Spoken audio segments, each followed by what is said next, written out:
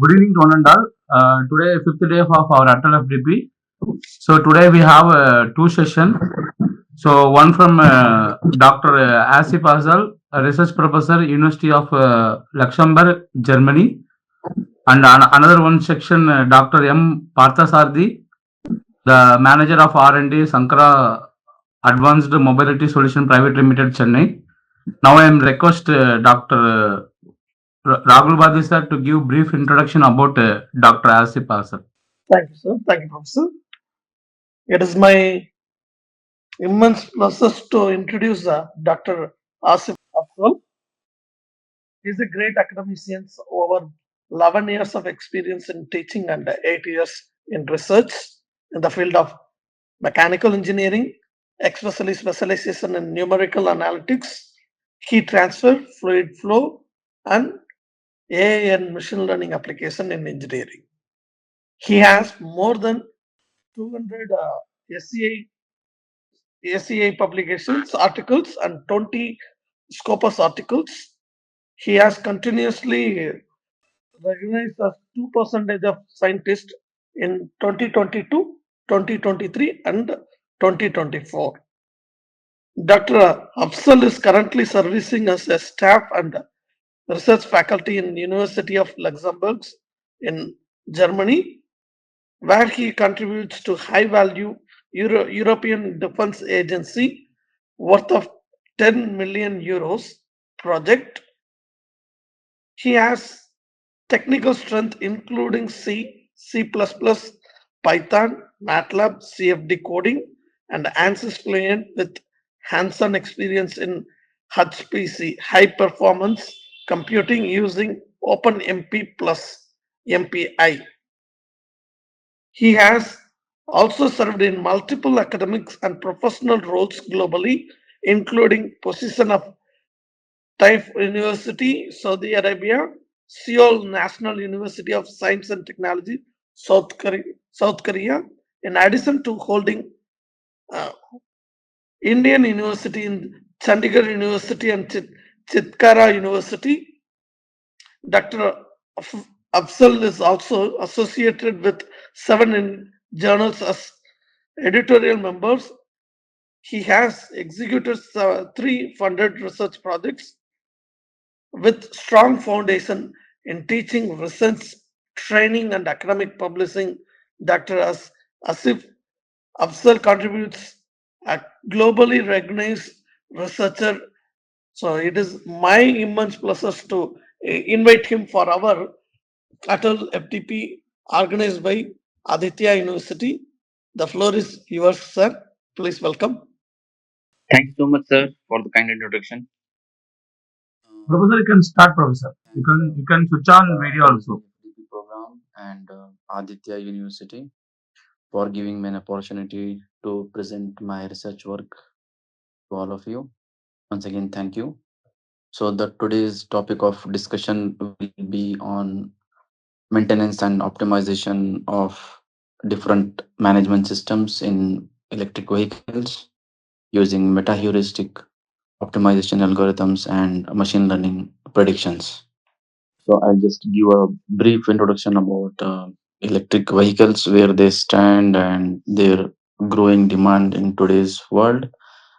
And I'll talk about the core concept where I do the research work in electric vehicles. That is the engine part, like the thermal management system from the battery, which powers the electric vehicle. I will talk a little detailed about this thermal management system of batteries in electric vehicles.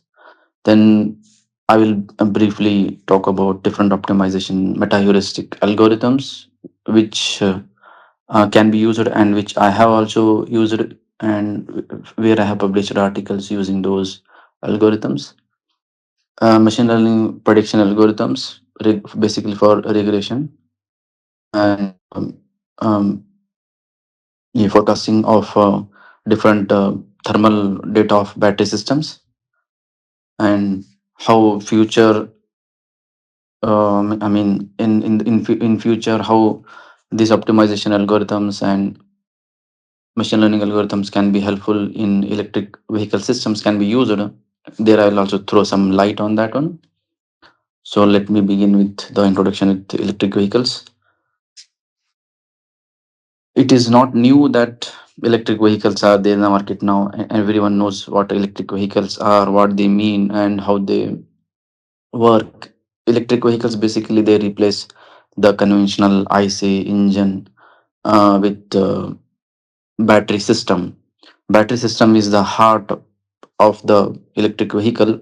So this battery system has its chemical field, its physical system. So the chemistry is related to the development of the battery, and the physical system is related with the aspect of its performance and its maintenance and its behavior over the time. Rest of the system is almost the same. The everything remains quite same. It doesn't has much difference than the conventional vehicles what we have in today's system. There are different electric vehicles which we know that completely battery vehicle system, and there is plug-in hybrid electric vehicles and hybrid electric vehicles which just generate the electricity from the movement of the vehicle. And we also know that in electric vehicles basically the electrical energy is stored in the form of chemical energy in the battery system, and when required they discharge, the electrons move and the current is generated. Using this current, the motor starts rotating, and which is connected to the vehicles and blah blah blah. So these things are financial systems, not much complicated to understand in this one. The advantage can be here that it will be more economical in the sense you can say. It will have it will be more electronically controlled, and it will be having more superior um, management and analysis system than the conventional ICE engine system, because ICE engine is quite complicated, and within a fraction of milliseconds the process happens in ICE engines.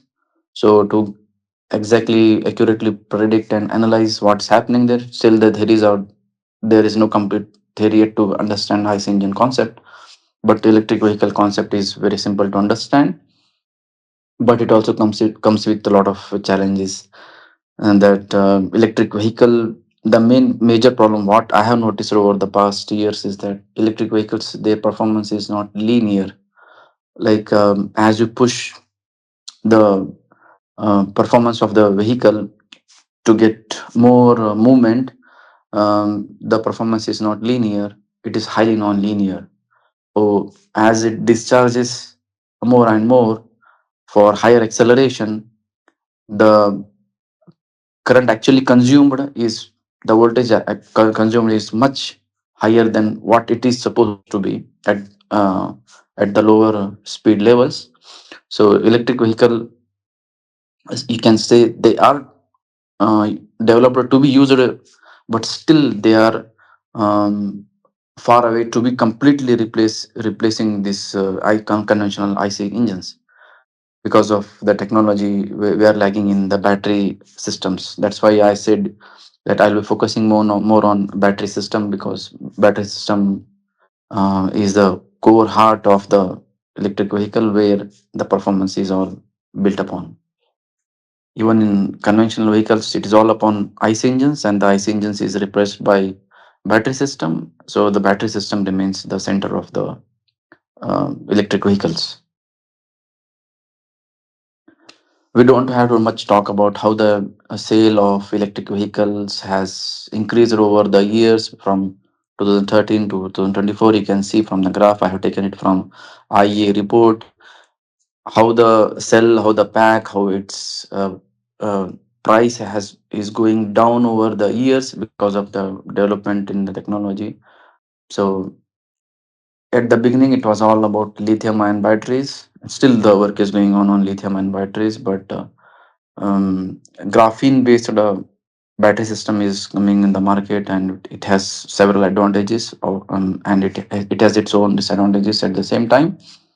But lithium ion batteries are soon to be replaced with more advanced technology, silicon or graphene based carbon based battery systems in near future, because what we need is we need long discharge system, and we need faster charging system. Long discharge system means that the vehicle should drive for thousands of kilometers, and the charging system should be like within 4 or 5 minutes we want. That's what we want. But nowadays that concept is really hard to find, and if it is, there exist these concepts, but the problem is the cost is so high.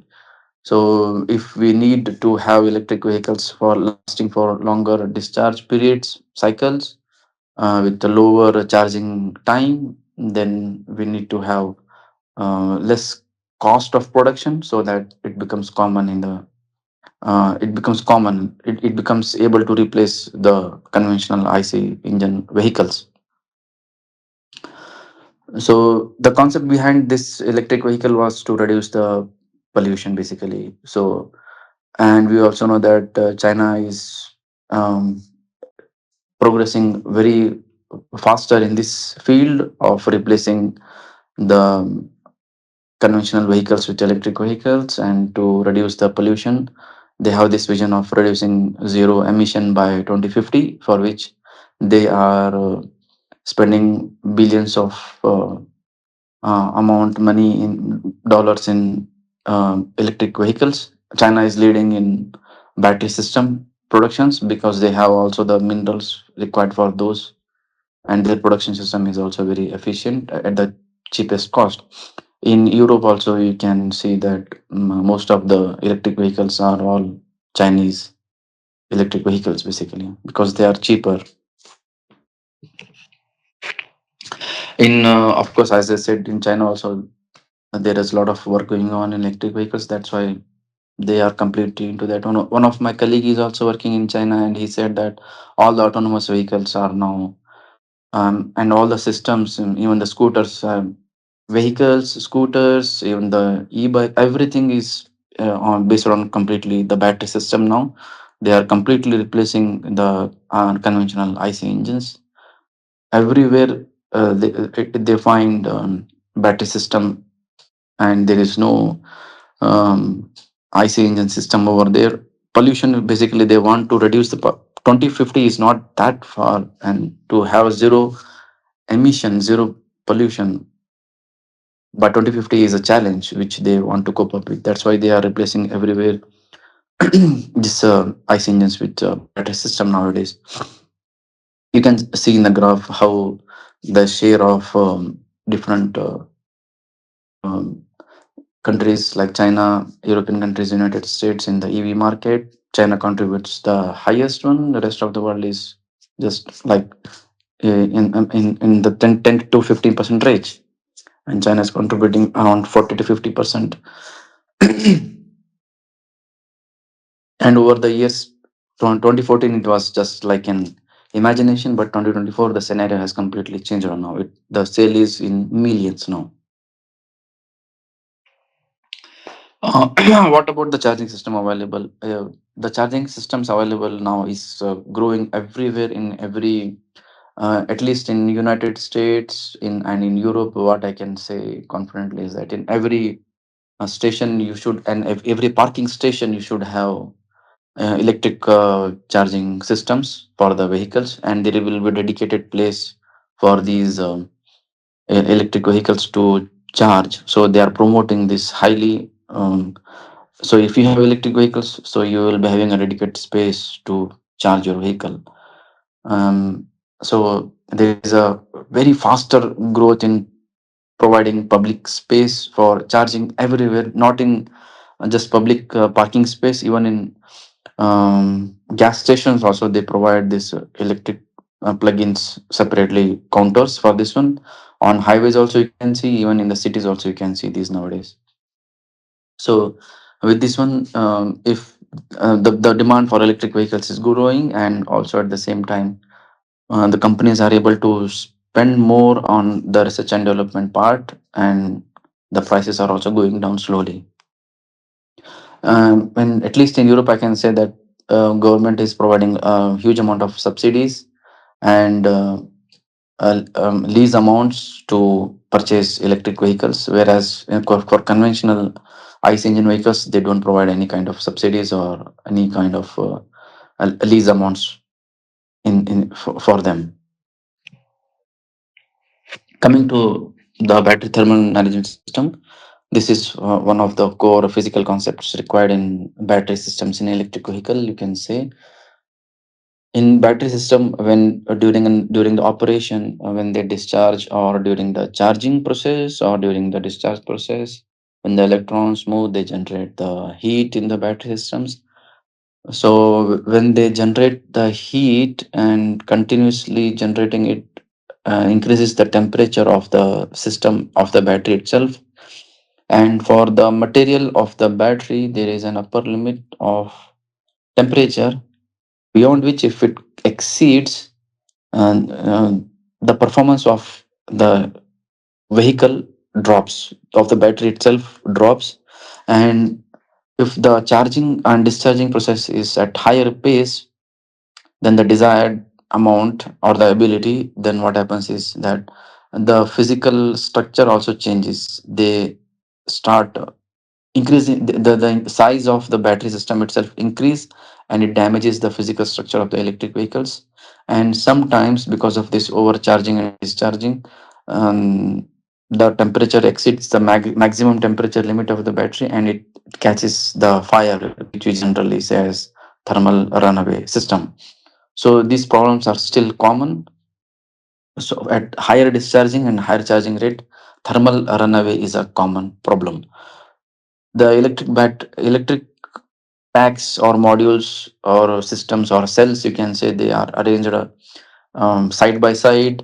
They are cylindrical in shape. They are prismatic in shape, in the form of bars or in the form of um, this one in the form of rectangular packs. So in different forms they are available, and there is a system, dedicated system. I mean, it is very important to remove this extra heat so that the temperature of the battery system remains within the lowest, I mean within the limited range. So what need to be done? You have to provide a sufficient active or passive cooling system in the battery. How can you provide this cooling system to the battery? You can pass a liquid over the batteries continuously, or you can provide phase change material over the batteries. You can provide channel cooling, you can provide air cooling, open air cooling, closed air cooling. There are many different systems where the research is going on. You can see from the figure which I have provided on the left side, there is a liquid heat exchanger. This liquid, which is passed over the batteries, it absorbs the heat and keeps the temperature of the battery within the limit. And the pump continuously recirculates this liquid, and when this liquid passes over the heat exchanger, it gives off its heat so that it passes for the next round of cycle. So this pump basically works based depending on the need. So if the charging and discharging is faster, then the pump works faster to continuously absorb the heat from the battery system. So what where I have worked is in the system is on phase change material. Providing phase change material are a kind of mixture of active and passive system. It is more of passive because they are continuously attached to the. There is no rotation, but as they absorb the heat, these phase change materials, they start melting down, just like our coconut oil. Those who are not familiar, those are not from mechanical background, for them I am emphasizing this one. Just like coconut oil, during winter season it becomes solid, and when you rub it or when you keep it on over the direct sunlight, it starts melting. So what happens is basically it absorbs the heat and melts, and when the environmental temperature is low, it gives off the heat and becomes solid in nature. So there is a hybrid system where there is a matrix. In that matrix of phase change material, the batteries are placed, and air or liquid is blown over this phase change material to cool it down or of course, the heat is absorbed from the battery, they melt it down, and to bring them back to solid portion, air can be blown over it so that it solidifies. Sometimes the facing metals are kept in a such a way that during the operation they melt, but once the vehicle is stopped performing, they give off the heat and they become solid in nature. So there are different mechanisms of providing thermal management system to battery. Let me focus more in the next slide. Uh, this should have come later, but I'll explain this part later. It is related to optimization. Yeah, battery thermal management system. Here you can see this in this battery module. There are side by side prismatic rectangular shaped battery cells, and there is a pump which pumps in fluid. It can be any kind of fluid, synthetic fluid. This is the lower part is called as the lower manifold, and there is an upper manifold which collects the fluid. When the cold fluid gets in at the lower portion of the battery cell, they are cooler in temperature, and as they pass over the battery cells, they absorb the heat and they become hotter in nature. And this hot fluid is collected at the top, and it's this hot fluid temperature is exchanged in the heat exchanger by different mechanism, again not related to the topic of discussion. And the hot fluid, when its temperature drops down, again it is sent back to the pump where it is sucked in and again recirculated. On the bottom left side of the figure, you can see in the figure B, the chemistry related aspect where the lithium ions they the passover during the charging process through the membrane called as a separator, and during the time of discharging through the anode and cathode, how they move, the electrons move over each other. That is related to the chemistry aspect.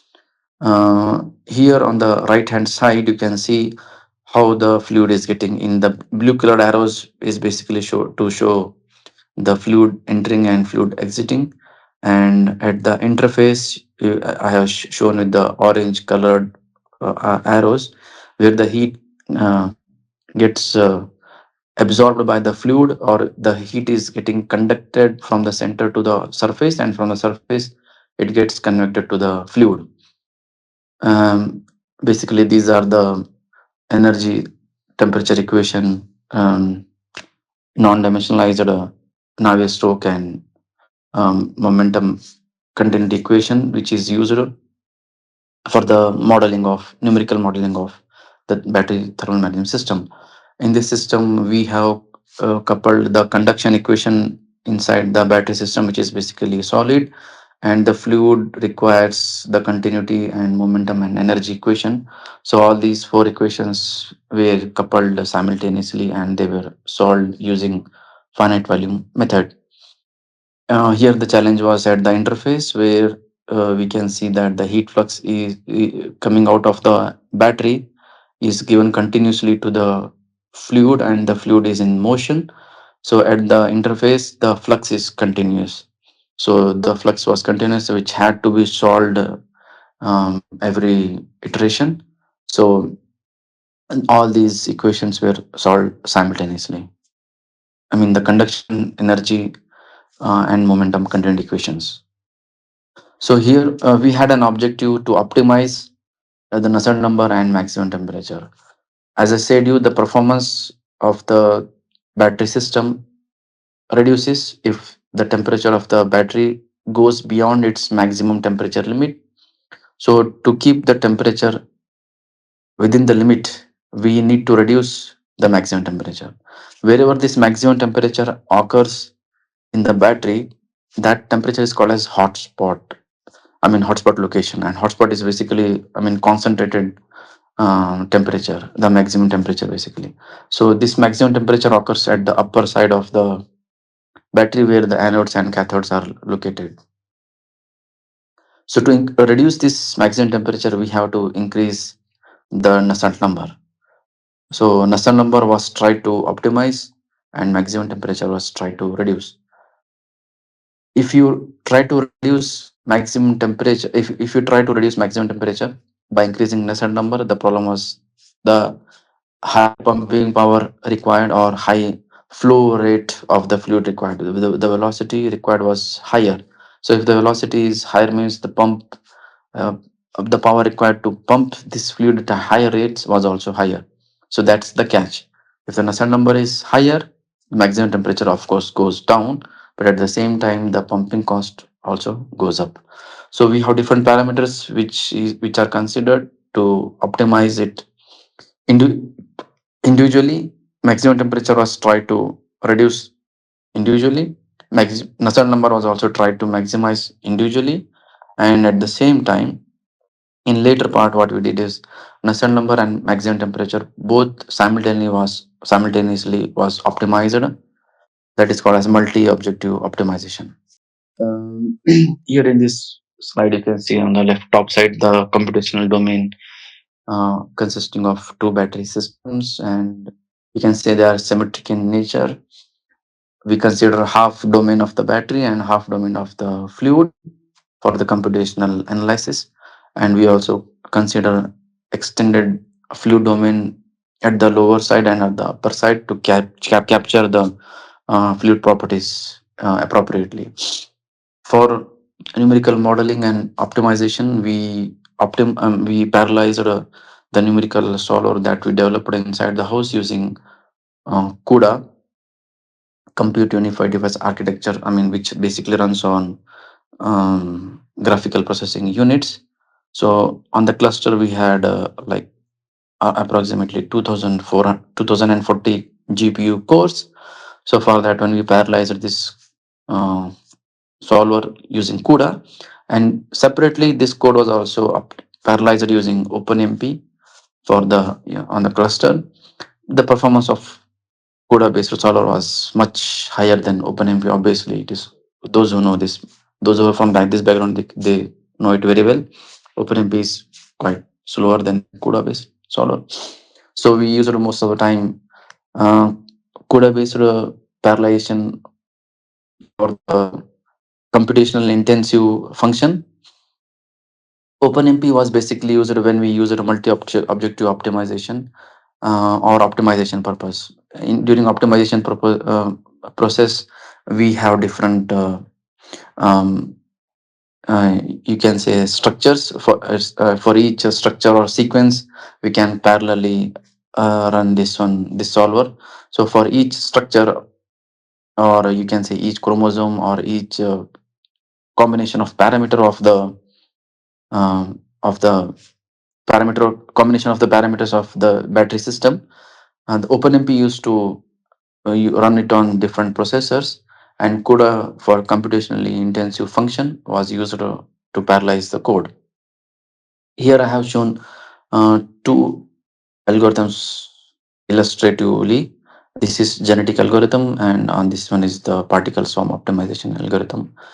In genetic algorithm, it works on the based on the principle of concept of Darwin's theory of evolution, where there is an initial population, and this initial population, they are subjected to fitness evaluation. Those who are fit in this one, fit basically means I have optimized or the best qualities, they will be kept. How they will be kept? Basically, they will be sorted. Those who has the highest capabilities, abilities, talent, skills will be given the highest position, and those who have the lowest qualities will be given the lowest position.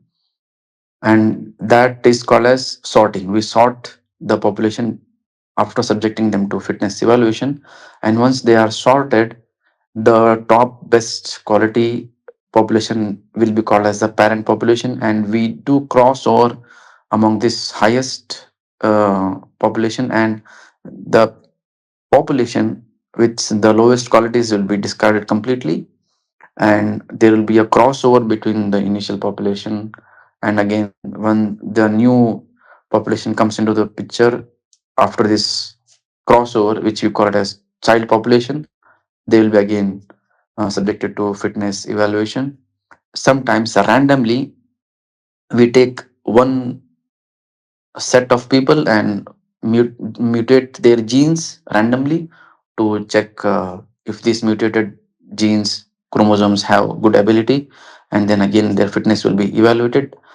If they have good fitness, we sort again and give highest probability, and again we do crossover, and again we do the mutation, and this process keeps on going until certain criteria is met. So using genetic algorithm, we can save a lot of time. I mean, basically, any optimization algorithm you take, we can save a lot of time to find the optimized parameters for reducing the maximum temperature and increasing the Nusselt number. Whether it is a genetic algorithm or it is particle swarm optimization algorithm or any meta heuristic algorithm you take, they basically work on the same principle. More or less, the principle is same. In genetic algorithm, um, here one thing what happens is that sometimes when you mutate the child population, um, there are chances that the previous best qualities may be are completely discarded. After mutation, there is a probability that the child will have even worst qualities. So this aspect is taken care in particle swarm optimization algorithm, where there are particles or called as swarms, birds. They keep go in search of food, and there will be one leader who has the best qualities who will be ahead, and he is called as a global best fit, and he moves in the direction of searching of food. The other particles, they also keep on moving in the direction of searching of food, and the particle, the swarm which is very close to the food, it will have more chances, and the velocity will be given more to that particle, and everyone starts moving in that direction. So we call that as a particle best, the position basically, and global best, which has the best position overall in the entire particle.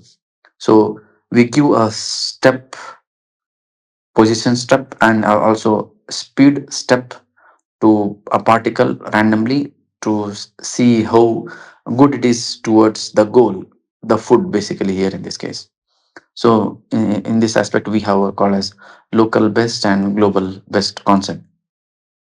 So coming to this previous slide, where this one, yeah, here in this figure you can see objective function. In our case, the objective function is the maximum temperature and Nusselt number, and in certain cases, the friction coefficient as well.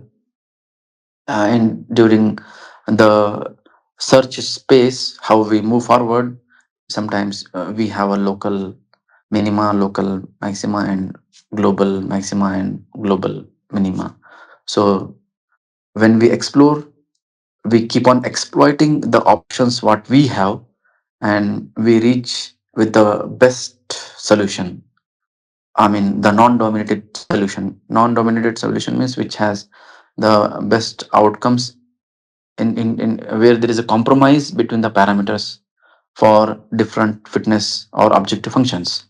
Here I have provided you the pseudocode of the particles optimization algorithm. I'm pretty sure that there are very good algorithms available in the market, in Google now, with ready-made libraries for these meta-heuristic algorithms in Python, in R, in MATLAB as well. When I was doing research at that time, it was not available. I had to hard code these algorithms, but you don't have to go through these steps. I mean, open source libraries are easily available for all these algorithms, and you can directly define your objective function there, modify the objective function then, and just provide your parameters and set your criterias, and just within one day you will be having your own optimized algorithm for optimization purpose.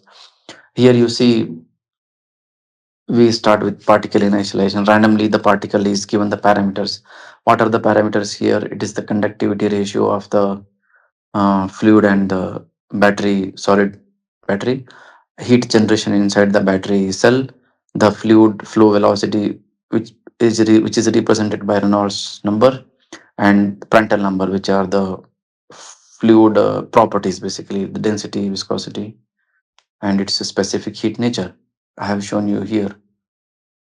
Q generation means heat generation inside the battery. CR is the conductivity ratio between the solid battery and the flowing fluid. Reynolds number is the fluid velocity. Prandtl number is basically indicates what fluid it is. If you change the Prandtl number, the fluid basically changes.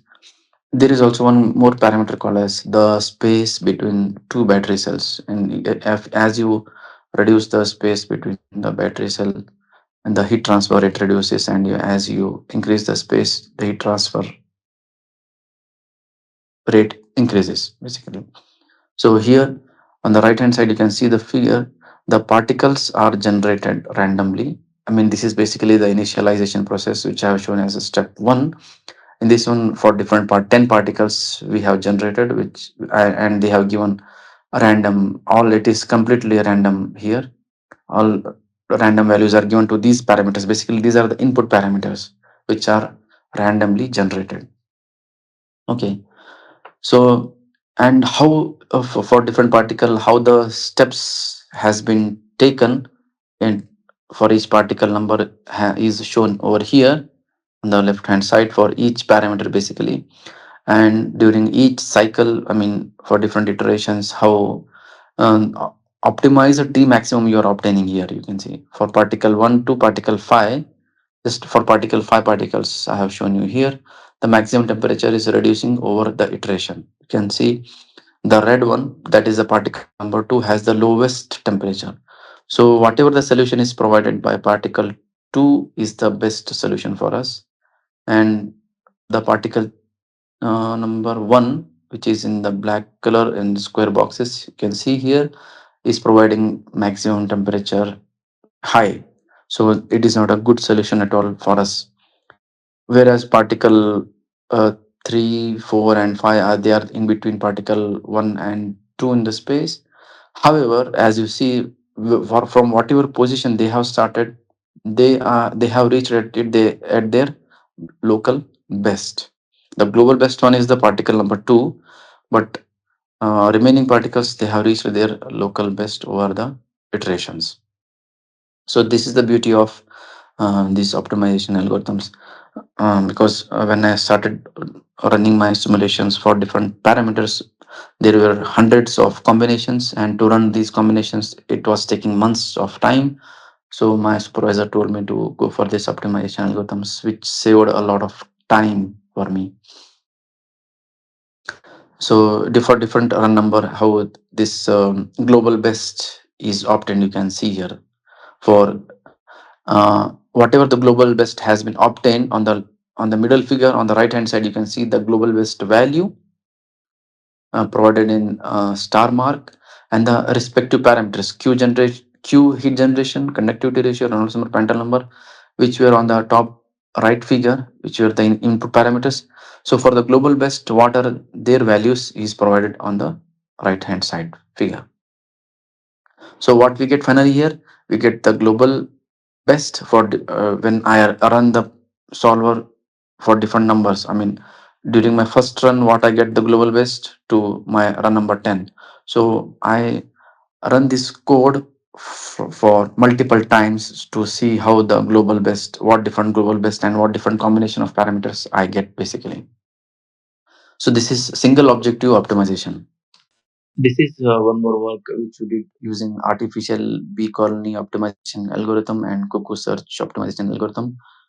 These optimization algorithms, they have different concepts, but their base remains the same. They start with a random initialization of parameters, then they modify, then they mutate, then they change. The best one is kept, the worst one is discarded, and the discarded one is replaced with a new one, and then the new one is again evaluated for the objective function, and if the objective function is good, then it is kept, and if the objective function is low, then they are discarded. This chain of cycle, it keeps on repeating for any kind of algorithm you see here. You see in this one stage one, it is basically it is initialization of the bees, and they are subjected to go to search of nectars. They go for different flowers, and they produce the solution, basically the honey. who is putting the best solution. They are called as the who bring the best honey. They are called as the fit bees, and these fit bees are kept as it is, and they are randomly mutated. I mean, their genes are mutated to see if the mutated bees provide new generation, best generation. And among these fit bees, there are called as a scout bee, which go beyond their search space and see new food source. And if these scout bees they bring some food, the I mean from the nectar, if they bring some honey, they are kept again, and they are also subjected to mutation. And this process keeps on going. In cuckoo search algorithm, basically the cuckoo doesn't give uh, makes the nest. We know that they lay the egg in different bird nest, and when the cuckoos come out, um, they see the different eggs. I mean, of the host bird, and they throw the eggs of these birds. So the cuckoo basically becomes more fit. It survives the fitness function here challenge in the environment, and it is kept.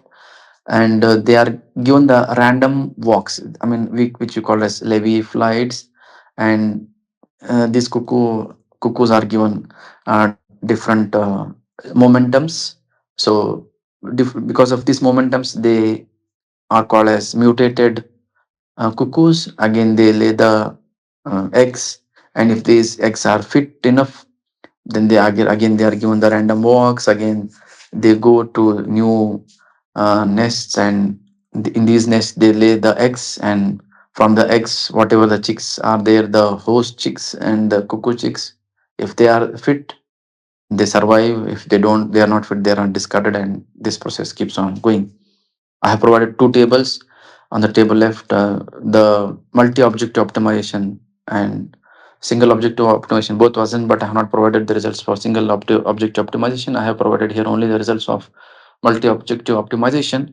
On the left hand side provides the result for artificial bee colony. You can see the combination of parameters. I mean, these are the global best. I have run the solver for 15 times, and in each time, in each cycle, what combination I obtained, which one, which give me non-dominated solutions. Best, the maximum Nusselt number, and lowest maximum temperature. So I was provided with 15 best solutions here by artificial bee colony algorithm. And on the right hand side also you can see the cuckoo search also provided the solutions, but the range is provided by cuckoo and artificial bee colony, they are completely different. So totally we have 30 solutions which are the best solutions for the performance of the battery system. So this is basically multi-objective optimization. Single objective optimization is best when we need to optimize only one fitness function. But generally, we will be having multiple fitness functions to optimize at the same time. So this becomes a bit critical, and it becomes computationally intensive task. Machine learning now. Here I have predicted the performance of electric vehicles, different using a different algorithm, basically ridge regressor, support vector regressor. The support regressor was again three types: linear regression, and radial basis function based, and polynomial function based support vector regressors. On the right hand side, I have shown you the artificial neural network. It was a bit kind of new concept here called as a space network for me. So for I have used this multiple backpropagation algorithm with space network to predict Nusselt number in battery thermal management system as well, and the predictions was quite superior. I have also used different algorithms, decision tree, XG boost algorithm, and phase fluent. And you can see in this is one combination for hotspot. This hotspot basically means maximum temperature, and this HL means hotspot location. Um, Here on the top left, this combination of four figures, they are also from a published article itself, published in 2022. So dysentery is good in not that good. You can see the testing. itself, it gives like 83% accuracy. The R square value is 83 for, while in the testing phase it is providing only 50% accuracy. Whereas for hotspot location it is quite accurate. 92% is good for predicting the hotspot location using dysentery. And using XG gradient boosting algorithm, the this one for hotspot maximum temperature prediction was not that good at all, but hotspot location was good in this case. But when I used a artificial neurofuzzy interference system, you can see that during the training, validation, and testing phase, the numerical Sarnaza number was predicted quite accurately. How these algorithms they work, later on I realized that there are hyperparameters of these optimization, these machine learning algorithms which need to be optimized. So in my later studies, what I did was I did hyperparameter optimization of these algorithms. I mean, I fine tuned these algorithms and they provided much more accuracy than my during my initial studies. For this, everything I used sklearn libraries which are already there. There are many regression algorithms directly available over there, which can be directly used for our physical modeling of battery system. I also use a response service methodology. Most of them know it. It is not that much used in nowadays, but it was used. I mean, particularly in my field, I can say that during that time it was not that popular. Um, Today also it is not that popular in our field, but it helps in giving a relation mathematically. It provides quadratic relationship basically between input and output parameters. So the maximum temperature and Nusselt number, the relation between multiple parameters like Reynolds number, the aspect ratio, the heat generation term, the conductivity ratio was predicted here in this one. And from the figure itself, we can make out when the maximum temperature was the lowest, least one. And you can see obviously on the corners, the maximum temperature is lowest. So the combination of aspect ratio and Reynolds number can be checked here. Here also in this belt, you can see the lowest maximum temperature, and here is the maximum temperature in these bottom corners. So their combinations can be checked with these parameters on both the axes. I have also used this multiverse optimization algorithm and gray wolf optimization algorithm. Majda Ali from Australia, he has worked a lot on these algorithms. He has provided Python and MATLAB solvers. Luckily, as I told you, later on I realized that there are open source meta heuristic algorithms. So I directly used those MATLAB solvers and I plugged in my objective functions. I defined my parameters and it was super easy to get the optimized solutions. It was quite fast and it was fantastic to use this meta-heuristic algorithm provided by Ali Majdali. So I have given much the citation of my article where I published this work. So basically, each universe has different roles, and they behave just like the chromosome or the structures where each universe represents the individual parameter combination, and the best universe is kept, and the worst universe gets sucked in, and the best one keeps on expanding, just like it is genetic algorithm. And this gray wolf optimization algorithm, it is based on how the wolves they hunt their prey, how they circle, and they have the categories of alpha, beta, and delta wolves. The alpha one is at the front, and the delta are for the surrounding purpose. There are some wolves which are just to uh, uh, uh, tire out the prey. The prey will be much more bigger in size than the wolves itself, but they chase the prey for longer durations like 1 hour 2 hours so that he gets tired out, and when they get tired out, the alpha wolves come and attack the prey from the front. So I have provided the flowchart of the optimization algorithm, how I have used it for optimization purpose. Basically, the Nusselt number and the maximum temperature here. You can see over there.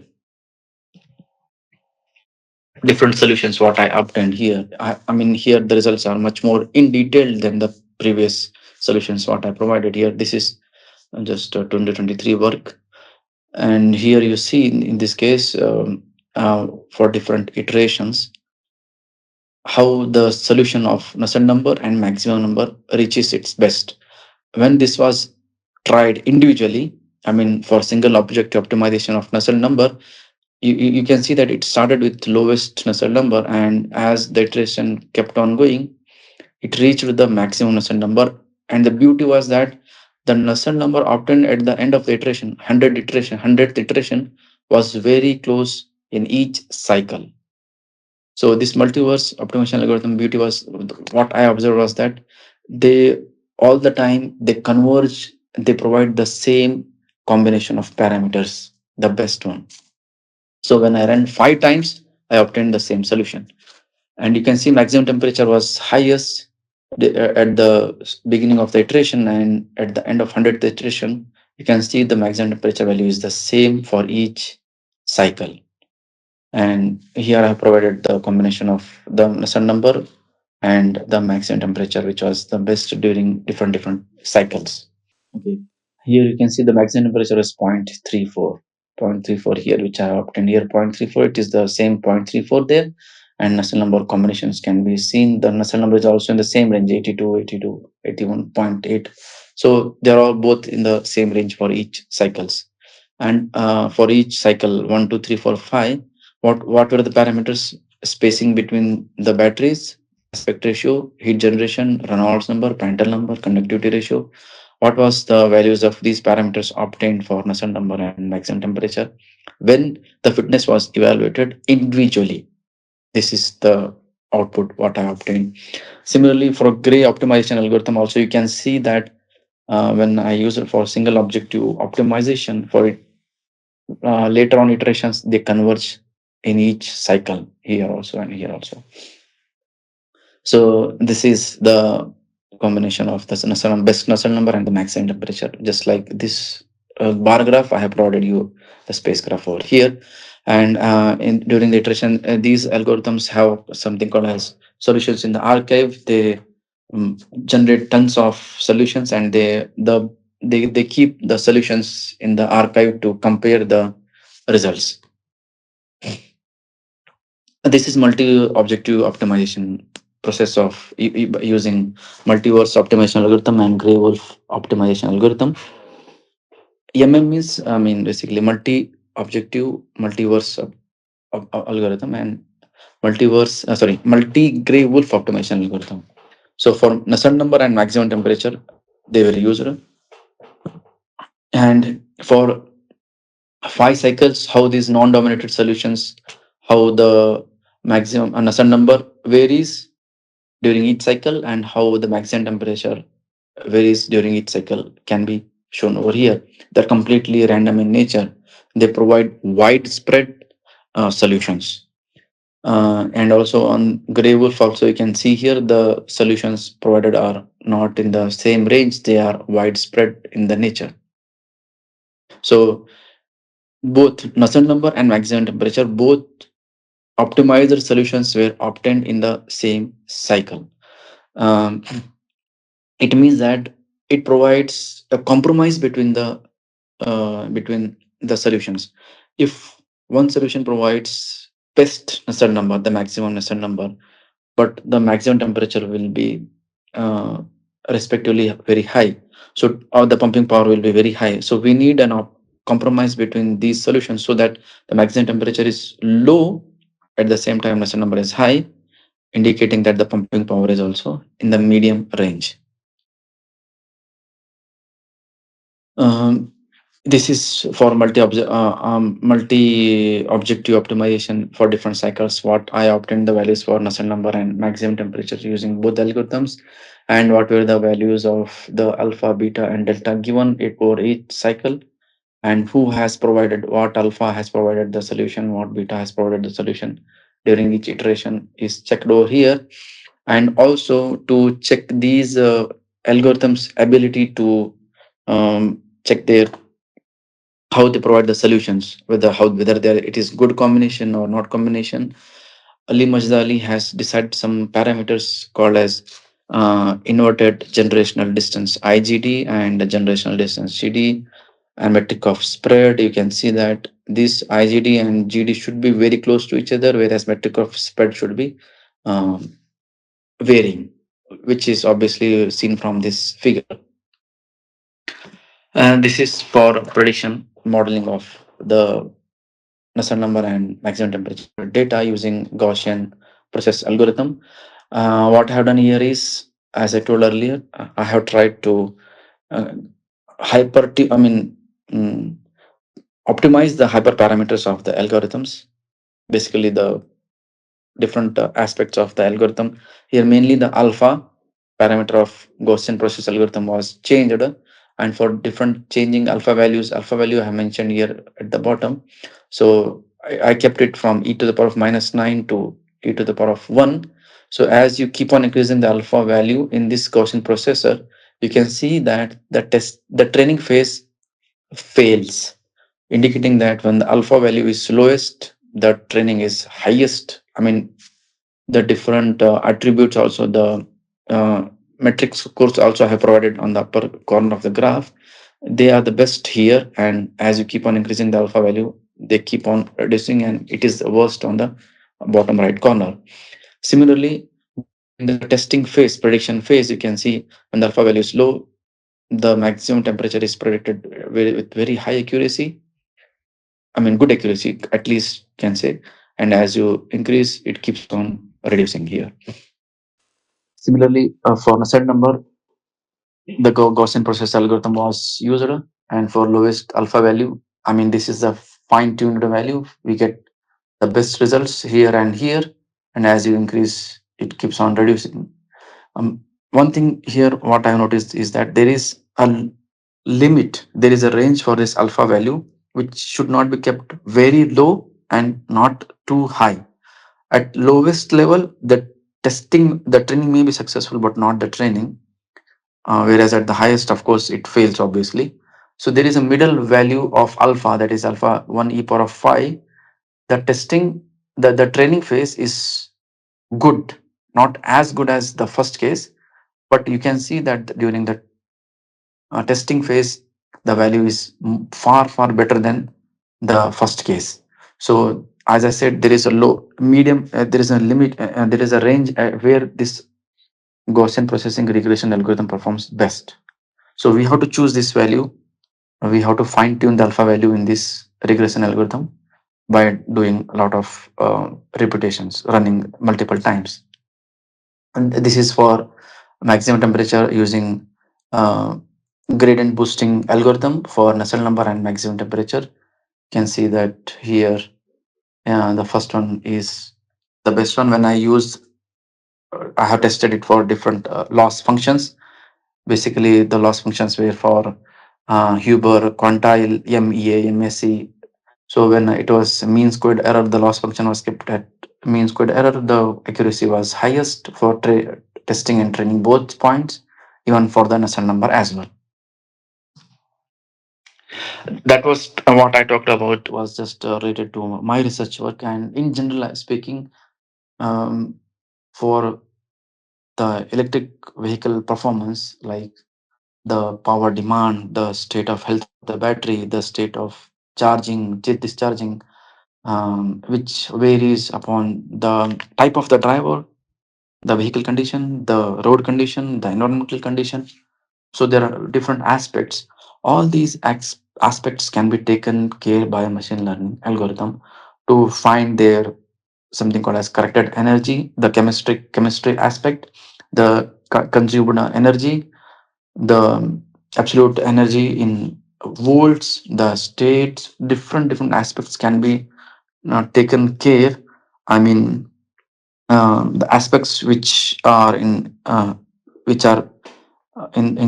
terms of alphabets, which are numerical, which are in terms of science as well. So all this can be plugged in together in these machine learning algorithms to to predict the performance of electric vehicles. Definitely. Again, as I said, you there are different many algorithms are there. On autoencoder is also upcoming there. Basically, the generative AI part, which can be plugged in directly to the performance of the vehicle, and it can give you the best results over the time. Just a minute, I'll have a sip of water.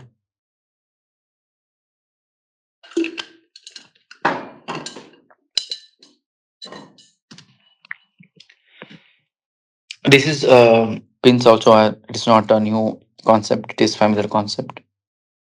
Pins are also highly used in modeling the physical aspect and chemical aspect of the system, where they give the differential governing equation to the model and properly assigning the boundary conditions of the system.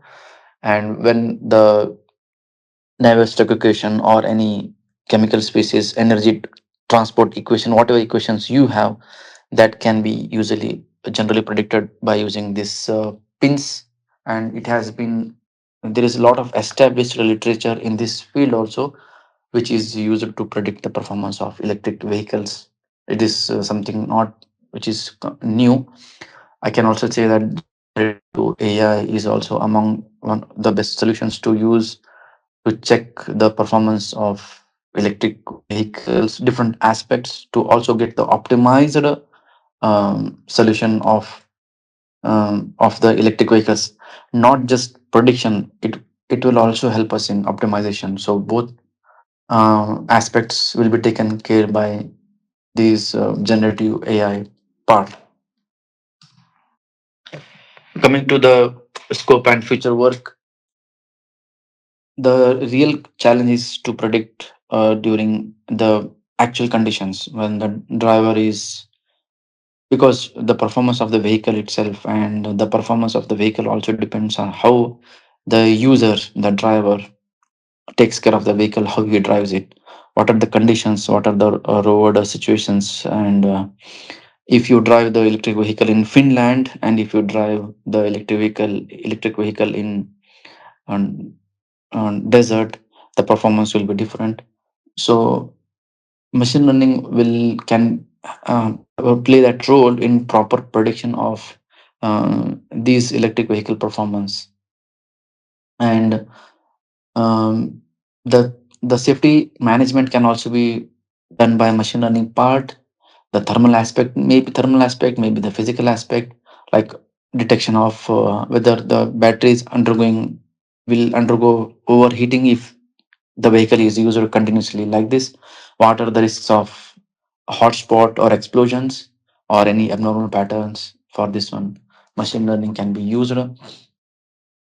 The machine learning, they are adaptive algorithms basically, so they can also provide the suggestions for the driver how strategically the driving conditions can be adopted, how the regenerative braking for which the electric vehicle itself gets charged up, and how the refrigeration system can be used. So for all these cases, the machine learning algorithms can be used very smartly. Interaction with the grid and battery aging is something called commercial related aspect, where the research is ongoing, so that battery age should increase like at least for 25 years. The target is for 25 years. Earlier it was like 1 or 2 years, and it has gone up to 5 to 10 years, and they want to increase the life up to 25 years, because no one wants to replace the battery module every year or every 5 years. 25 years is something what people can think about. So battery age, how it can be minimized, or how these different voltage to grid generation, it can be integrated. These aspects can be predicted for the electric vehicle system. Of course, the digital twin concept is also ongoing, where you can have the physical data directly from the vehicle, and it can give you the digitalized system to check the performance of the system. These machine learning algorithms can be used for scalable electric vehicle, for automatic diagnostics of the vehicle system, which is not that easy in IC engines, and schedule the maintenance of the vehicle so that it is effective in the aspect of cost. Yeah, that's it from my side. If you have any questions, you can please ask. I'll go to the first slide. Yes, that's it from my side. Hello. Yes, sir. You can proceed. Good evening, sir. I have one question. Is that you have mentioned that response surface methodology for optimizations, and it is not popular for these case studies. So, what are the specific limitations of RSM in this field? Hello, doctor. Thanks for your question. Your voice is audible. Particularly a response service methodology, as per my experience, I can say that they are limited in providing the relationship between the input and output. Basically, they provide most of the time quadratic based equations on which they work. So, generally, you know that the system, the physical system, it is not, most of the time it is not linear, it is highly non-linear. So if you want to predict something using response surface methodology or any method, you should be able to have a higher order relationship. But this RSM provides basically based on quadratic function. So I feel that is one limitation of RSM. But still, if you feel that your system is linear in some aspects, then RSM is very good in that one, and it gives a high accuracy. Professor, I have one question, Professor. What about IoT, Professor? Yes, Because IoT can be all there. It are can be running with applied the for machine learning. electric vehicles. That is also a different wide topic that can be, you can, I mean, that we need to explore in that area. But I have not worked in that field. But there is Okay. plenty of work in electric vehicles based on IoT. I'm pretty sure about that. Okay. But peoples are all are running with like machine learning only. So I did not see in that paper for IoT. So that's why I asked that question. No, there are a lot of work on based on IoT. Okay. So good evening, Professor. I have one Yes, sir. You question. can proceed, sir. Yes, sir. You can proceed. Sir, there are many optimization techniques are available. Take for example, recursion analysis, multi-recursion, and Takuchi analysis or response surface method. Which one technique is very much useful to for e-vehicle optimization processor? Which one is best method in optimization process? Sir, thank you for your question. It depends on your type of application and how your behavior, how your system behaves to parameters. As I said, you these meta heuristic algorithms, they are all behave in the same way. They provide the solution quite good.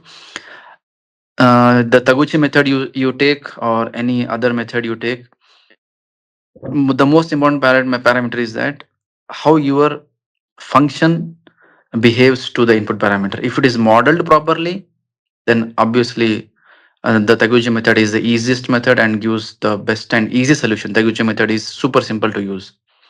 Yes, sir. Whereas Yes, these sir. meta heuristic algorithm, they don't provide you the function or relationship Yes, sir. between your parameters.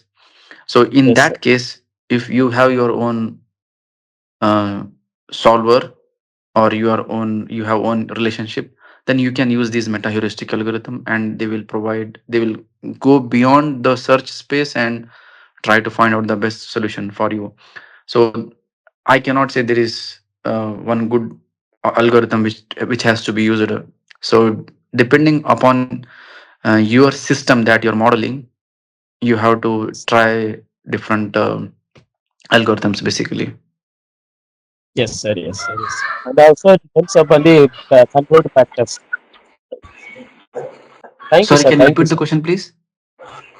Okay, thank you, sir. Thank you. I asked the question. You received the answer. Thank you. Sir, good evening, sir.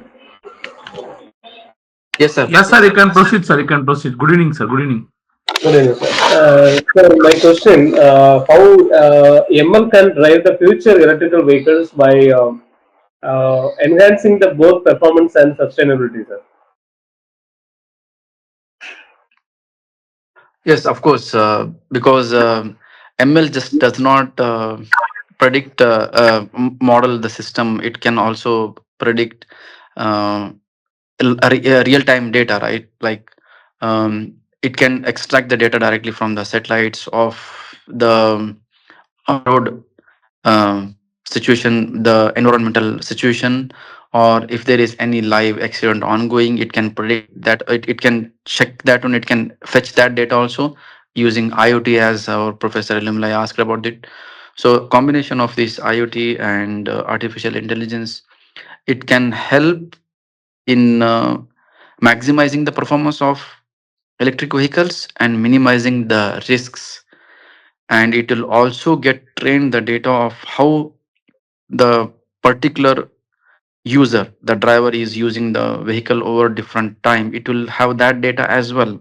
These LLMs, which are the part of AI, they are all trained for this one. We nowadays call as assistive LLMs.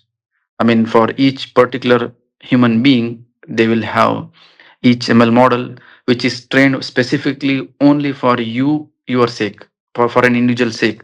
So they will behave only best when you are driving the vehicle. They will give the best outcomes, best scenarios for you, how to drive the vehicle, what are the conditions ongoing, whether to drive or not, where you should find the charging station, the petrol station, where you must take the break, and live events it can extract using the satellite information, and so many things. Sir, okay, but sir, what are the current research aspects related to sustainable development in the electrical vehicles? How much the growth in the electrical vehicles relate to meet the sustainable development in the particular area? Sir? Europe, US, and China, they are behind. They are just fighting like hell for developing sustainable electric vehicles. For that purpose, now China is far, far ahead, because when I was preparing for this talk, I was just going through what's going on there. And China has come up with excellent ideas where it is extracting clean, net zero emissions energy, which is completely purely clean and renewable. So it is providing the grids using this renewable energy for the electric vehicles, so that sustainability increases. Europe is just depending on, basically you can say, China or other countries. Germany is trying nowadays. Volkswagen is behind this electric vehicle, and in Europe they give high preference for sustainability. If anyone has expertise in sustainability, they have a huge demand in European countries, because they believe that sustainability is the only solution for every, not just for electric vehicles, for everything they need sustainability. So they want renewable source of energy. So that renewable source of energy will be plugged in directly to the charging stations, where the electric vehicle can charge the take the energy. Thank you, sir. So, Professor, what about the hydrogen engine, Professor? Recently, the USA launched it. Actually, Japan was the initiator of this hydrogen vehicle. The problem is with the safety concern. How will you keep the pumps? I mean, the tanks that much pressurized. How it can? The safety is the main concept. Idea is super good. Lot of cost will be saved, of course, that one. But the safety is the main concern for this hydrogen engines. Because of that one, it is not easy to launch in for public use. Hydrogen is a good solution, of course, but safety is the major concern. Thank you, Professor. Any other questions? Professor, I think that's all. Thank you so much for accepting our invitations and given the valuable lectures, Professor. Professor, you can leave, Professor. Thank you. Thank you so much, Professor. Thank you, everyone. Good evening, all of you participants and dignitaries. Good evening, Padasari sir. Good evening. Good evening, sir. So, dear participants, a warm greetings for all and all. It is very pleasure to introduce our guest speaker, Dr. Padasari Murugeshan, a project manager with over 13 years of experience in automotive engineering, product validation, and thermal management systems. So today I'm going to give a short brief introduction about the Padasari sir. So Dr. Padasari holds a PhD in automobile engineering from MIT Anna University, sir. Along with a master's and bachelor's degree in engineering, he is currently working at Shankar Advanced Mobility Solutions Private Limited, where he leads a new product development and validation for engine gaskets, sealing solutions, thermal systems, and battery safety components, supporting global OEM standards such as GM and Ford. He has a strong experience in engine testing, failure analysis, APQP, and PPAP activities, and the development of mica based thermal protection solutions for electric vehicle applications. He has also collaborated with institutions like IIT Madras and ARCA on hydrogen and alternative energy projects. Dr. Padasardi is a published research with 72 international papers and 4 patents, and he has delivered more than 10 guest lectures at reputed institutions, including an Indian Air Force station also. Today, he is here to share his industry experience and practical engineering insights. Please join me in welcoming Dr. Parsardi Murugeshan. Sir, please. Thank you so much for well introduction about me. Thank So you, sir. once again, to one of our participants. I appreciate all participants who. So once again, I appreciate you. This is happy Christmas to all participants and your family members. So today I am talk about green hydrogen. It's a sustainable solution for future. I hope these sessions are this topic, some of these guest lecture touched upon that. Today, I'll handle these fitness sessions times hydrogen in-depth knowledge of storage and how we can handle in IC engines, how we can uh, produce. So, what are the methodology can produce the hydrogens and small touch upon that the history of automobile and the revolution that happened in automobile field. And finally, uh, conventional combustions, and hydrogen combustions. So just I go through my presentation slides. We know that the man is an innovative creature on Earth. He is in more comfortable and he is always use his brain and then maybe more innovative and even always need transportations. So in the year of 3000 and 4000 BC, the human tamed animals and he is used to move one place to another place. So he trained horse and donkey. So these an initial the transportations.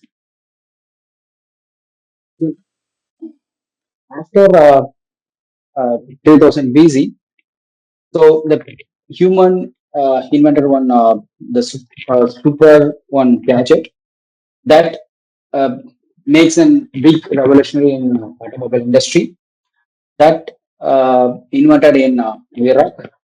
So what is that invention?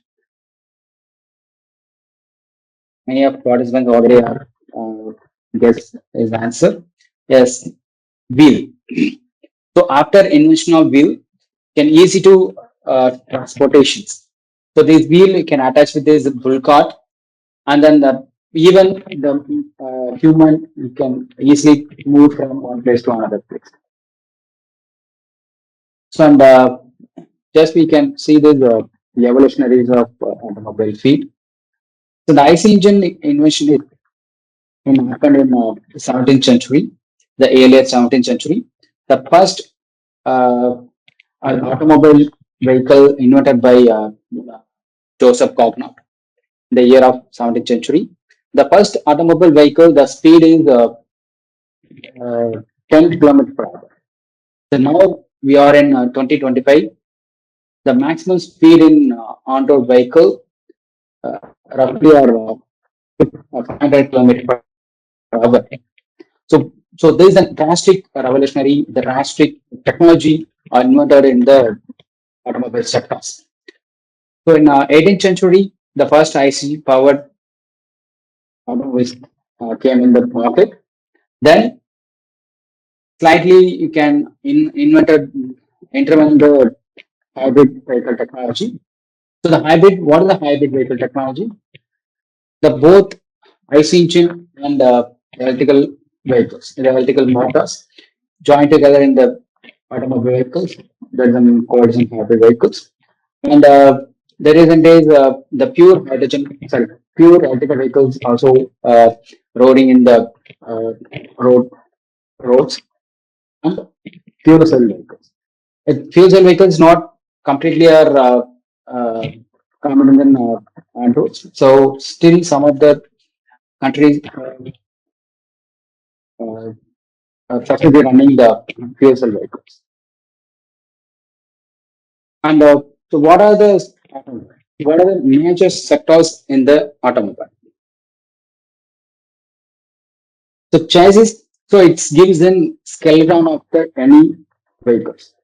So the chassis contains the mainframe and wheel and steering systems know that. So you can give the direction of the vehicle and engine and electric motor. This is an powertrain systems. It gives an also it's an part of the vehicle and transmissions. Whenever we require this high speed and low speed, high torque, then we require these transmissions and suspensions. So it's much nowadays it's much important component. So riding comfort and braking systems. So you can emergency you can stop the vehicles. So the braking system much important and it's a body. So chassis then gives the skeleton and bodies will give the structure of the vehicle, the structure of the automobile, wheels and tires. So this is an first IC powered automobile vehicle is an invented by Cora Benz in the year of 1884. And so in the 19th century, early of 19th century, the Henry Ford created a big revolutionary in the automobile industry because of he started the first man who started the mass production in automobile industry. The Ford T model is the first automobile produced mass production in this US factory. The year of 1950s and 1960s is called the golden period of automobile because in this year the variety of car model we can say on road. So not only in road, the many are racing vehicles, racing cars also produced and then the based on its speed and then its comfort and the style is the plenty of automakers created in, increasing in the automobile industry. And 1992 at present. So we are in 20th century. Many are revolutionary and the recent technology happen in automobile industries like autonomous vehicle and hydrogen car vehicle and the gaseous fuel vehicles. So in the earlier of 19th century, they have used only two kind of fuels. One is in gasoline and diesel. But nowadays we can use the gaseous fuels and uh, electrical vehicles and then fuel cell vehicles. So the reason technology, autonomous vehicles, so driverless cars, the Tesla and the Google have successfully operated the driverless cars in US. And so why we can not touch up these electrical vehicles. What are the challenges in EV vehicles? So even though in Europe markets are dominating in electrical vehicles, but few countries more more population in electrical vehicles. So what are the real challenges in electrical vehicles? So in considering India, the 92.2% of vehicle population IC car vehicles, just only 7.8% of population electrical vehicles. So what are the challenges? The first one is the capital cost and options. And I see vehicles have many options here, but electrical has very few options there. And infrastructures. So now most of the automakers retrofitting of IC engine into electrical vehicles, and they used IC engine chassis into electrical vehicles. So less infrastructure is happening in electrical vehicles. And range in IC powered vehicle, we can have this 35 liters of fuel tank capacity. At a stretch, we can able to operate the vehicles more than 600 kilometers or 800 kilometers. But in EV vehicles, right now we achieve only our 300 kilometers per range. And the environment, still we are uh, producing the electricity through the power plant. One more thing is that the less charging facilities. So these are the factors in India. The EV vehicles not completely implemented in Indian road conditions.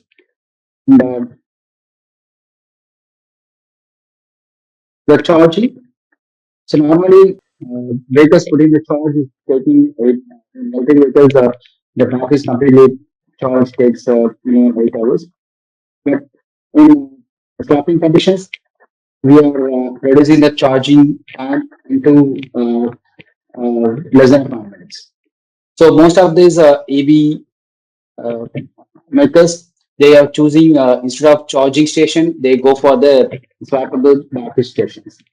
So particularly two-wheeler EV makers like Honda, Sun Mobility, and Aether. Already the Sun Mobility and Honda have the swappable charging stations. In Bangalore, we have to see that many metro stations have these swappable battery stations. In swappable station, there are 15 batteries.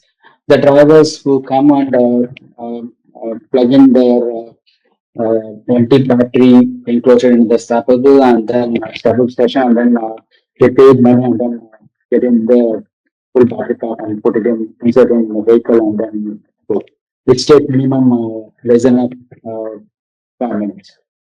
So these are the challenges in EVs, the less charging facilities, and then higher cost, and initially the government gives a subsidy for EV vehicles, but after that, so now there is no subsidy for the EV vehicles. So these are the challenges. Still, we can look into the IC powered vehicles, but even though we can use the gasoline and diesel fuels, have a higher emission concern. So we can go for some emission free. We can take the uh, vehicles in emission free condition. So for this reason, we can go for the researchers or automakers looking for these hydrogen fuels. And another challenges in EV industry, the energy density. The energy density means simply you can say that uh, that 1 gallon of petrol, so like the 4 liters of petrol, that contains 135 megajoule of energy. So here, the 3 liter petrol contains of 135 megajoule of energy. Uh, the same amount of energy required from you can extract from the batteries. It's about to higher weightages. It's the, the equivalent amount of batteries are weight nearly 50 gallon of gasoline. So the list, so shorter places, the batteries and lesser energy densities compared to fossil fuels. So another big challenge for the EV industry.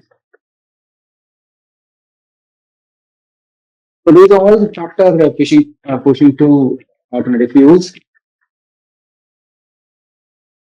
So what is mentioned that our section is on hydrogen vehicles, hydrogens. So what is a hydrogens? So hydrogen is a lighter vehicle, sorry, lighter fuel, and it doesn't have carbon, and it's existing in gaseous form, can easily transport uh, in one place to another place, and higher density. Its densities are 3 times higher than the conventional gasoline and diesel fuel. And during the burning of hydrogen is a clean burning, and it can easily stored in liquid form and gaseous form. So in many questions we were the hydrogen is a good potential of energy and clean burning and lighter and easily transport. But still, many of automakers why not use the hydrogen as a fuel in automobile vehicles? The question is that I think other expert members maybe like slightly touched upon the hydrogens. The previously the today's section, the first uh, expert members mentioned that the hydrogen is a good potential of energy, but using the hydrogen is an risky operation in vehicles. So there's a backfire and a higher explosion. So these are major concern for hydrogen powered vehicles.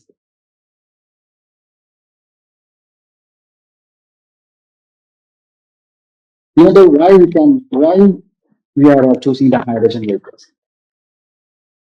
The increase in the oil prices is the common reason, and the emission norms we are closing to higher the next emission norms. We are in 2020 they launched BS6 BS6 norms. Now they are to release the BS7 norms. So it's more lower CO and HC and other engine oil emissions values. So it's very struggling to automobile makers to meet up these standard emission norms. So we can use this hydrogen.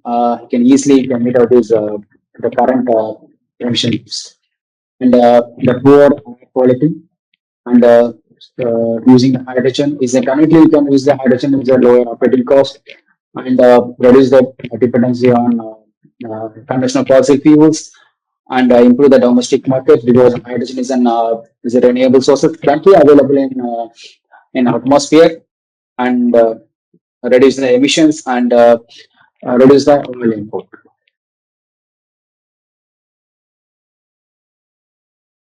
And so what is hydrogen? So I already mentioned that hydrogen is a lighter fuel and as the combustion of hydrogen is comes in only water.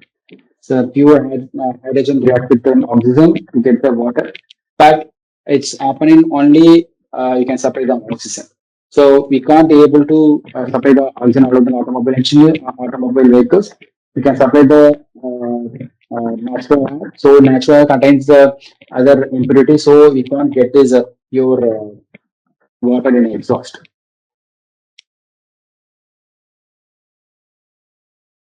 And the hydrogen has an each molecules have composition of hydrogens. We take substances 70% of uh, made up of the hydrogen atoms there.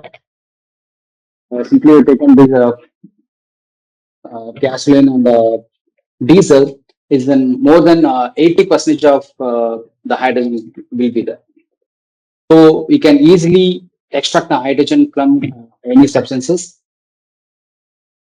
And so what are the physical and chemical properties which is much suitable for as a fuel in automobile vehicles? At normal standard temperature and pressure, It's colorless, odorless, and tasteless, and its hydrogen is non-toxic and non-poisonous, and it's not metallic and highly combustible characters.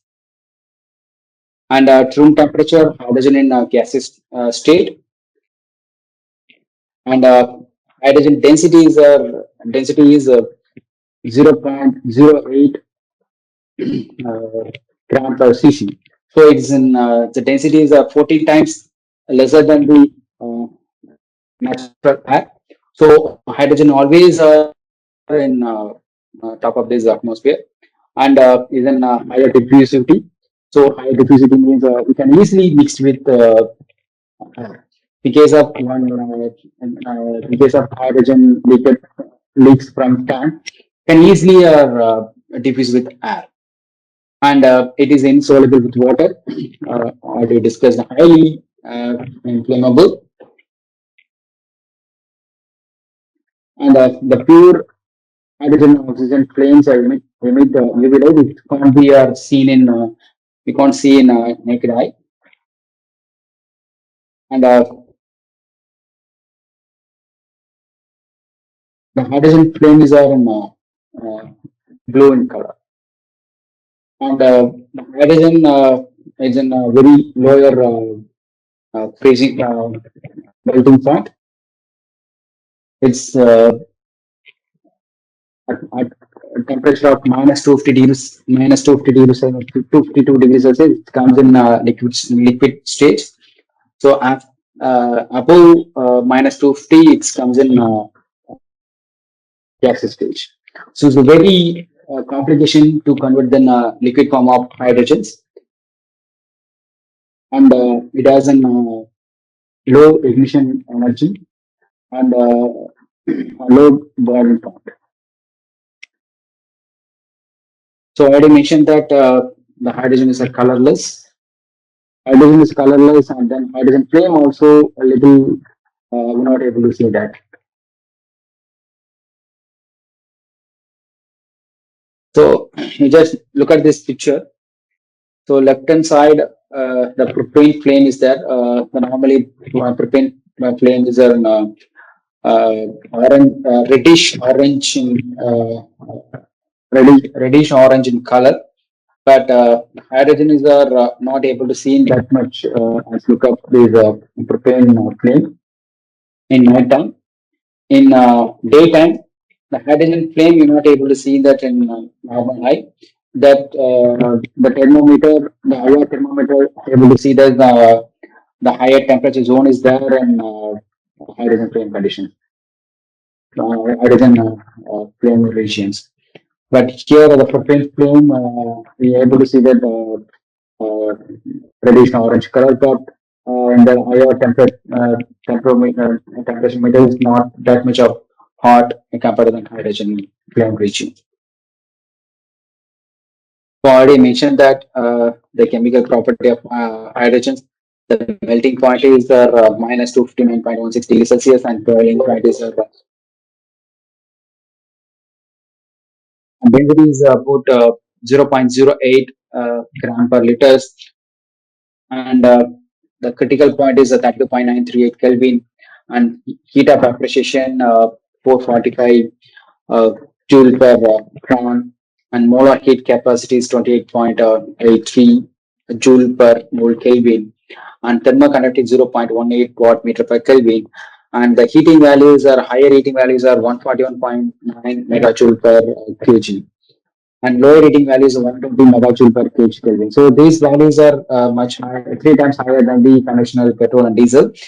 The petrol calorific values are 40 megajoule per kg, and diesel calorific values are 43 megajoule per kg. But hydrogen, the heating values are 120 megajoule per kg. So these values are always three times higher than the conventional fuels. And another one is the vapor pressure. So you just look at here the temperature versus vapor pressure. The hydrogen at the temperature of 35 degrees Celsius, the vapor pressure is about 10 bar. But in petrol, at the temperature of 25 degrees Celsius, the vapor pressure is of 0.3 bar. So the vapor pressure is nothing but at normal temperature how it can produce the vapors. So hydrogen always are in normal temperatures existing in gaseous conditions. So there is no wondering the hydrogen has a higher vapor pressure. So in case of higher vapor pressure, there is no need of any other external forces not required to uh, transport the fuel from one place to another place. So next we can see this production method, hydrogen production methods. So generally, there's seven methods available to produce the hydrogen. The common method is the common the simple method of hydrogen production is electrolysis process, and most commercial method is biomass gasifications, and another uh, measure of hydrogen production happen in natural gas reforming process, and biomass derived from liquid reforming, coal gasifications, and thermolysis and photodialysis. So these are the seven methods available for the hydrogen production. So here, just look at this pie chart. Hydrogen production. About 40% of the hydrogen production through the natural gas reforming process, and 30% of through biomass, and 18% of production through this coal gasification process, and just only 4% of hydrogen production through electrolysis process. And the hydrogen consumptions, uh, uh, mostly at 50% of hydrogen consumption in ammonia factories, and then 37% in refineries, and 8% on ethanol productions, and 4% of general, and 1% in space vehicles. So it is water. So this is a very small and simple method of hydrogen production. I think this method, the school students also have done it in Project Expo and then school days. It's a very simple method. We can supply the current electricity into the water, so we can easily separate these water molecules into hydrogen and oxygen molecules. So here a simple method of the chemical reactions. H2O, we can supply with electrical supply. Then O2 and the four hydrogen protons are generated, and four electrons also separated. Then uh, the four proton hydrogens then join with the electron, then convert them hydrogens. So these are very simple method, and biomass gasification method. So this method, so any agriculture crops or biomass waste and animal waste, we can put it in one chamber. You can possibly supply this air, and high pressurized steam also supplied along with this gasification chamber. You can produce the hydrogens. So this gasification chamber put in the biomass waste, and then slightly supply the oxygen, and steam can get the byproduct of carbon monoxide, carbon dioxide, and hydrogen, and other species. So these hydrogens, so the carbon monoxide and uh, waters again join together. We can this carbon monoxide to convert into this carbon dioxide, and hydrogen we can extract this process. So this process called water gas shift reactions. So these happen in through the pyrolysis process. So here the two processes are important. One is an gasification process, and pyrolysis process. So the gasification process nothing but very small amount of oxygen supplied to the organic matters. The gasification process is nothing but thermal decomposition process. So normally, already mentioned that the agriculture residuals put in the gasification chamber and slightly supply this air and then water stream also supply. Then we can get this carbon and carbon dioxide and hydrogen. And so, what are the advantages of this biomass gasification process? So, these are fuel flexibility and relatively very simple and compact on design and clean uh, carbon byproduct. Because this process, the carbon dioxide again converted in carbon monoxide converted in carbon dioxide. Again, you can two times you can collect the hydrogen. So during these paradox reactions, we can get this hydrogen, and so after that water gas shifting process, we can collect this hydrogens. And so, what are the key challenges in this biomass gasification? So, reducing the cost associated with this capital equipment because of the gasification chamber is a bit costlier, and the reducing the cost associated with this biomass feedstocks. And so, what is an options for this? Which is reducing the capital equipment. So instead of the cryogenic process, we can go for simplifier the membrane kind of gasification chamber and use the new membrane technology to easily we can extract the hydrogen process. So these are the major benefit. And this next one is a natural gas reforming process. So these are familiar process, and then already mentioned that this method we can produce the higher amount of hydrogen in commercially. And before that, one more point I need to mention here. Many places we have heard about green hydrogen and gray hydrogen. So what are the green hydrogen and gray hydrogens? So the green hydrogen is nothing but the hydrogen we can produce from through only electrolysis process. So during the hydrogen production, the carbon footprint, the carbon will not be involved in this process called green hydrogen. So in electrolysis process, we can supply this electrical energy. So then only you can extract the hydrogen. So how we can say that the electrolysis process called as a green hydrogen means the electricity production through the renewable sources like wind, solar, and hydrothermal power plants. So through these renewable sources, we can produce the electricity. That electricity we can use to for produce the hydrogen that called as an green hydrogens. And gray hydrogen is nothing but rest of all the hydrogen production method like the biomass gasification and natural gas reforming process and again the liquid fuel reforming process. So all involved in this the carbon handling. So during the process, you can handling this carbon monoxide and carbon dioxide.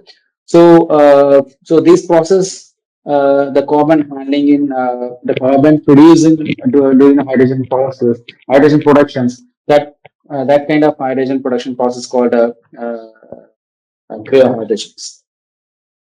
So here, natural gas reforming. These process also similar kind of process in before I explained this biomass gasification process. The biomass gasification process we can use the agriculture waste agriculture crops and then waste animal parts. But here, instead of the uh, solid organic substances, we can use the direct natural gas. So natural gas is also called as a methane. So here the methane again put it in the gasification chamber again you can supply this water higher steam, then convert the carbon monoxide and hydrogens. So again, we can this carbon monoxide and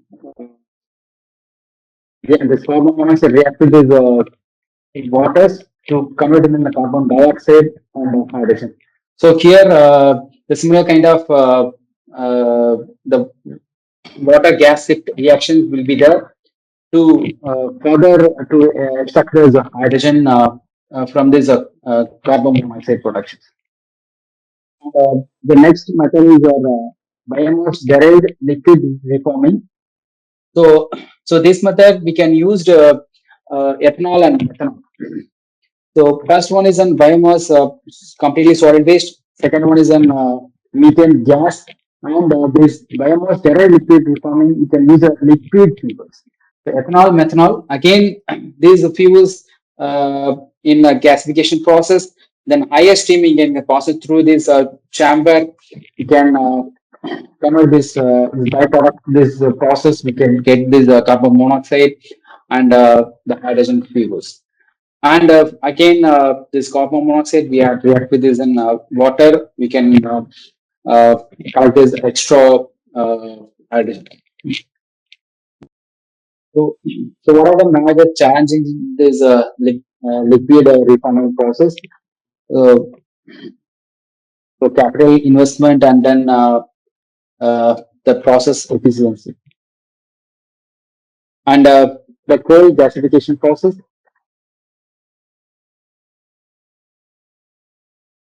So we know that the coal is an complexity in structure, and it is in mix of many minerals.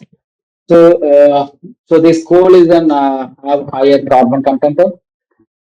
So this coal again put in this gasification chamber, and then again we can supply this hotter steam. We can convert these hydrogens and thermolysis. So these are very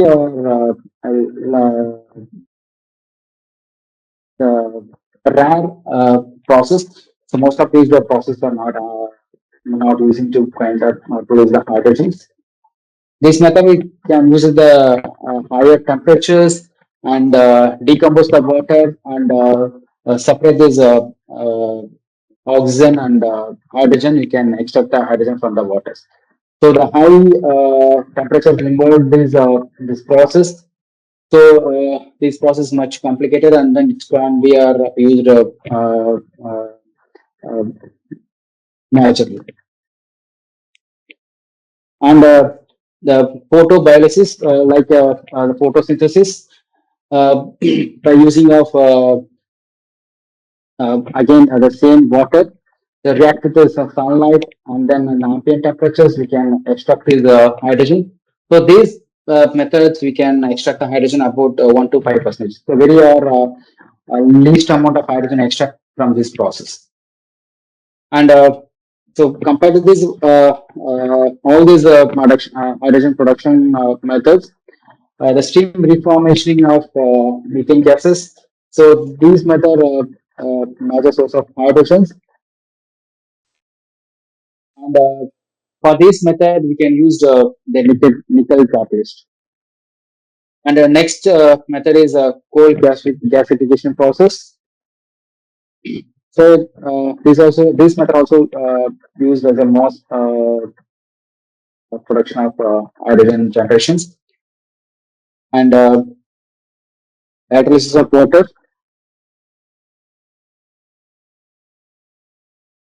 So it's not widely used in hydrogen productions because of your we need to spend this electricity and the solar the green hydrogen production and the steam reforming of natural gas. So these are non-renewable source of sorry. This method is also widely used in industries to produce the hydrogen. And this method is a higher hydrogen production efficiency, 65 to 70%. And Uh, so based on the duration of hydrogen productions, the natural the reforming process have a shorter process. You can easily extract the hydrogen from the sources, but rest of the process have higher duration process. The next one, storages. How we can store the hydrogens? So what are the methodology we can use in industries to store the hydrogens? One is in pressurized form, to store the hydrogen in liquid form, and uh, in compressed form, as in like a gaseous state, we can store the hydrogens, and the chemically bonded with the metal hydrates, and the activated carbon storage like the nanotubes surfaces kind of things we can store the hydrogens.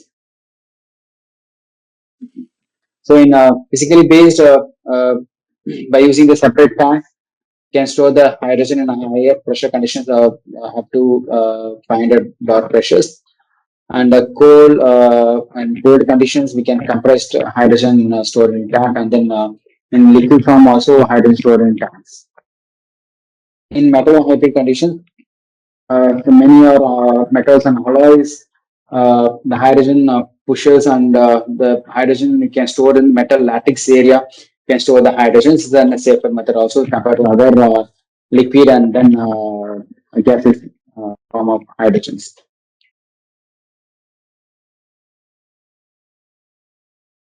So already we are discussed that this an hydrogen has an higher energy density. The hydrogen have higher roughly are so 120 megajoule per kg. But in volumetric concern, the hydrogen have higher volumetric because of hydrogen has lower density. So the hydrogen, the 1 kg of in volume basis,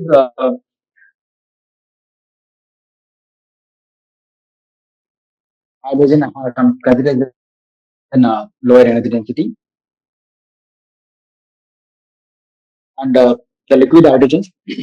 So normally at room temperatures, the hydrogen are existing in gaseous state at 20 Kelvin, roughly or 252 degrees Celsius, minus 250 degrees Celsius. That temperatures are can see the hydrogen is in liquid stage. So these reduction of these minus 252 is not easier to do. So we can reduce the temperature up to these conditions. We can store these liquid hydrogens in tanks.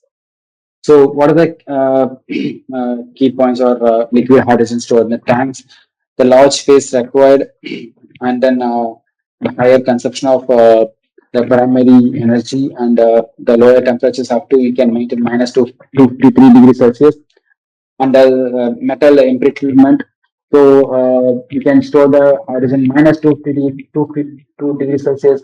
So the metals the tank material also there is chances for the shrink because of the very lower temperatures. So the storage tank material also we can possibly we can choose it that, and storage as safety risk. And the compressed form, uh, the 1 kg of hydrogen, just for the 1 kg of hydrogen at the standard temperature and pressures, it's occupy 11 meter cube. But it normally are the petrol density is uh, 0, 0.783 gram per cc, but this hydrogen is 0.08 gram per liters. So it's occupied the most spaces, and it's compressed in tanks. The pressure will exist in one 550 bar. And metal hydrates, so already mentioned that so hydrogen not only stored in liquid and then uh, uh, gases state, it's also stored in metal latex areas. So how we can store absorption, disruptions. So how to store the hydrogen metal is so here there are two processes there. The metal we can the metals are exposed in the hydrogen gases. So with some certain pressure. Okay. So this process, the hydrogen gases easily absorbed by these uh, the metal molecules, and it's hydrogen stored in the metal lattice areas. Then we can extract these hydrogen from these metal hydrates. We can supply this heat into the metal hydrates. Then we can extract these uh, hydrogens. Okay. So in the hydrogen storage process in metal hydrate conditions. So there is the heat is released, and then we can extract the hydrogen from the metal uh, hydrates. There's a heat we need to supply. So, so there is a two process: absorption and disruptions. So, absorption is the storage of hydrogen in the metal, and disruption is to extract the hydrogen from the metal hydrates. And then one more point is mentioned here: the gaseous hydrogen, the densities are 0.99 atoms per centimeter cube, and liquid hydrogen, the densities are 4.2 atoms per centimeter cube. But in the metal hydrates, have higher density because of the metal is involved. That obviously metal is a higher density. And what are the key points for these metal hydrates? Is an good absorption, desorption characteristics, and good hydrogen storage capacity, and lower desorption temperature of -1 degree Celsius, and slow fatigue and pro refilling time, and good thermal conductivity. That hydrogen has a good metal thermal conductivity, and volume efficient because of hydrogen has a lower density. You can store the tank is required as a higher space, but in metal hydrate is a less space required, and it's a light in weight and long life. We can store the hydrogen, and it's lower cost compared to other liquid form and then uh, gaseous form storages. So in hydrogen stored in the compressed form, it's a reliable and indefinite storage time, easy to use. And the major drawback is that the higher capital investment for this the tank. We need to develop this infrastructure for the storage tank, and liquid, higher density and lower pressure, and the high cost and lower temperatures needed, and there is a chances for the escape of hydrogen because of the precision loss, and the metal hydrates is a high volumetric efficiency, and easily recovered from again from the metal, and very safe compared to other two methods. And these metals are very expensive, and heavy storage tanks also required. And uh, so, so what are the superior properties of hydrogen for using as a fuel in ICE engines? So density and the octane number. Uh, the combustion fuel like the gasoline and diesel has the superior property. One is an octane rating and cetane rating. So octane rating fuels used in SI engine fuels, and cetane rated fuels have is suitable for diesel engines. Because of most of octane rated fuels have higher self-ignition temperatures, and the cetane rated fuel has lower self-ignition temperatures. So this hydrogen gas have a good octane rated. So obviously it has a higher self-ignition temperatures more than 5 degrees Celsius, and it has an minimum ignition energy required to initiate the combustion, and the stoichiometric fuel ratio is 29.53, and the stoichiometric fuel air ratio. And the stoichiometric R fuel ratio is 34.4, and the gasoline, the stoichiometric R fuel ratio is 14.7. So the stoichiometric R fuel ratio of hydrogen is 34 means we can operate the engine at lean condition. So normally, most of the gasoline vehicles operate the normally the gasoline operating vehicles in above the stoichiometric conditions. That code is in the pi equal to more than one. But here, while using the hydrogens, we're not able to go further in above the stoichiometric level. So pi is less than one, we can operate the hydrogen power vehicles. And heating value obviously higher than these. Hydrogen is a 120 megajoule and gasoline is 48. And quenching distance 0.6 and gasoline is 2.0. Quenching is automatically you can uh, extension is far. And adiabatic flame temperatures uh, slightly higher of hydrogen because of hydrogen have higher energy values. So that's why the peak cycle temperature, the adiabatic flame temperatures are higher than the gasoline. And diffusivity 0.61 centimeter square per second. And also say that the flame speed of hydrogen is 3 meter per second, and the flame speed of diesel is 0.2 meter per second. So the hydrogen have higher flame speed, 3 meter per second means within a second the flame spread entire area. So the hydrogen easily diffuse with the air. So we can't. So once in any places we can catch the fire, the entire hydrogen instantaneously burn. So once the hydrogen leakage happen, so we can very conscious that there is no ignitions, there is no any spark not be initiated at that places. Because of once the hydrogen catches the fire, we can't able to the quenching the hydrogen flames, and then we can't escape from these the fire chain. And already I mentioned that the hydrogen flame is or we're not able to see that daytime. So one place is the hydrogen flame is there. Once you enter this flame region, then only you can able to realize that the hydrogen the flame the hot region is there. So so these are the property well suited for this hydrogen as a fuel for an ice engine.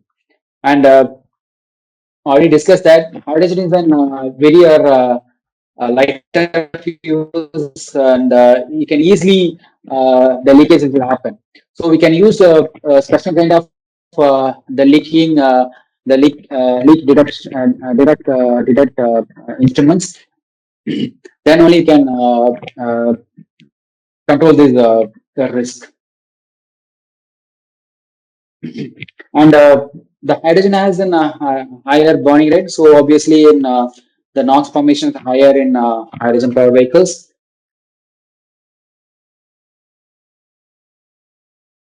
On safety concern, so the gases hydrogens, it's an lighter than the air, and it's an highly diffusive with air, and is an easily flow and easily produce static charge generations and lower viscosity, and it's also water and colorless gas. And pressure is an higher pressures. It's required a higher pressures storage in tanks, and it's in chemical form. Most of these substances are the contents of hydrogens. And the storage is at normal temperature. We can get it from the storage. And the safety concern. Already mentioned that the hydrogen flames are invisible, and the leak detections are typical too is in colorless and odorless. And if in case of using hydrogen in ice engines, there is a chances for this backfire, and it's in wide diffusivity, and it's very lower ignition energy. So we can process use it in hydrogen fuel in ice engines, and uh, while using hydrogen as a fuel in ice engines, we can use the flame trap. So two kind of flame trap is there. One is an wet kind of flame trap and dry type flame trap. And the physical properties, it's lighter than the air and lower viscosity and highly diffuse and invisible flame. And pressure is an higher pressure gas impeachment and a higher pressure storage and so oxygen displacement in the confined spaces and in chemical form is an highly explosive and the 70% of volume is there and it's lower ignition energy and in other things that the improvement of metals because of the hydrogen is an uh, so very lower temperatures we can store it so that metal improvement is there. And so next one is then, so what are the modifications required for this hydrogen fuel used in ice engines? So normally, the automakers initially develop the engines for the conventional fuels like gasoline engine and diesel engines. And one more thing is that major one question is there in automobile. In case of the gasoline mistakenly filled with the diesel engine, what will happen? And the diesel fuel mistakenly filled with the gasoline engine, what will happen? So there is a for both cases, the engine won't be stopped because the both fuel have different its unique characteristics, and the engine also designed such a way like for petrol engines are made because of the petrol characteristics because of here in SI engines have the spark plug and the spark plug and lower compression ratio. In CA engine, uh, higher compression ratio and without spark plug. So for the both cases, we can't the engines maybe a start and then it won't be we can't able to run the vehicles. So similar kind of thing is that the hydrogen once we can adapt this hydrogen ice engines, it won't be our existing technology in conventional petrol and diesel engines. Is a slight modification required for hydrogen we can use in ice engines. What are the requirement? Uh, First, we can increase the compression ratio. So initially, the compression ratio for gasoline engines are less than 10 percentage, 10 is to 1, and diesel 17 is to 1. So there's a hydrogen vehicles moderate between these both compression ratio. And jet size changes because if you go for the corporations, the corporation has a jet nozzle for to inject this petrol fuel, but there's a existing nozzle. It's not suitable for this hydrogen inductions, so we can vary this nozzle and the hydrogen orifice changes. Yes, we can change the carburetor orifice and the accelerator pump changes and the EMS and then go for this cold weather startability and the thermostat changing and maintenance. So this parameter we can change the ice engine. We can use a hydrogen fuel in vehicle and fuel injection techniques. So port injections and pre-injections and dart injection. So these are the three methods are available.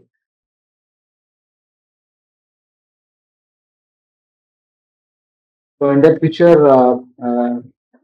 it is that the first pictures are the gasoline corporations method, and there is this second picture is that the gases hydrogen we can supply which is along with air, So in intake manifold have special port is there. We can there where we can supply this gaseous hydrogen, and the plot pictures shows that the insulated manifold we can use the liquid hydrogen induction, and the loss switches shows this direct injection of hydrogens.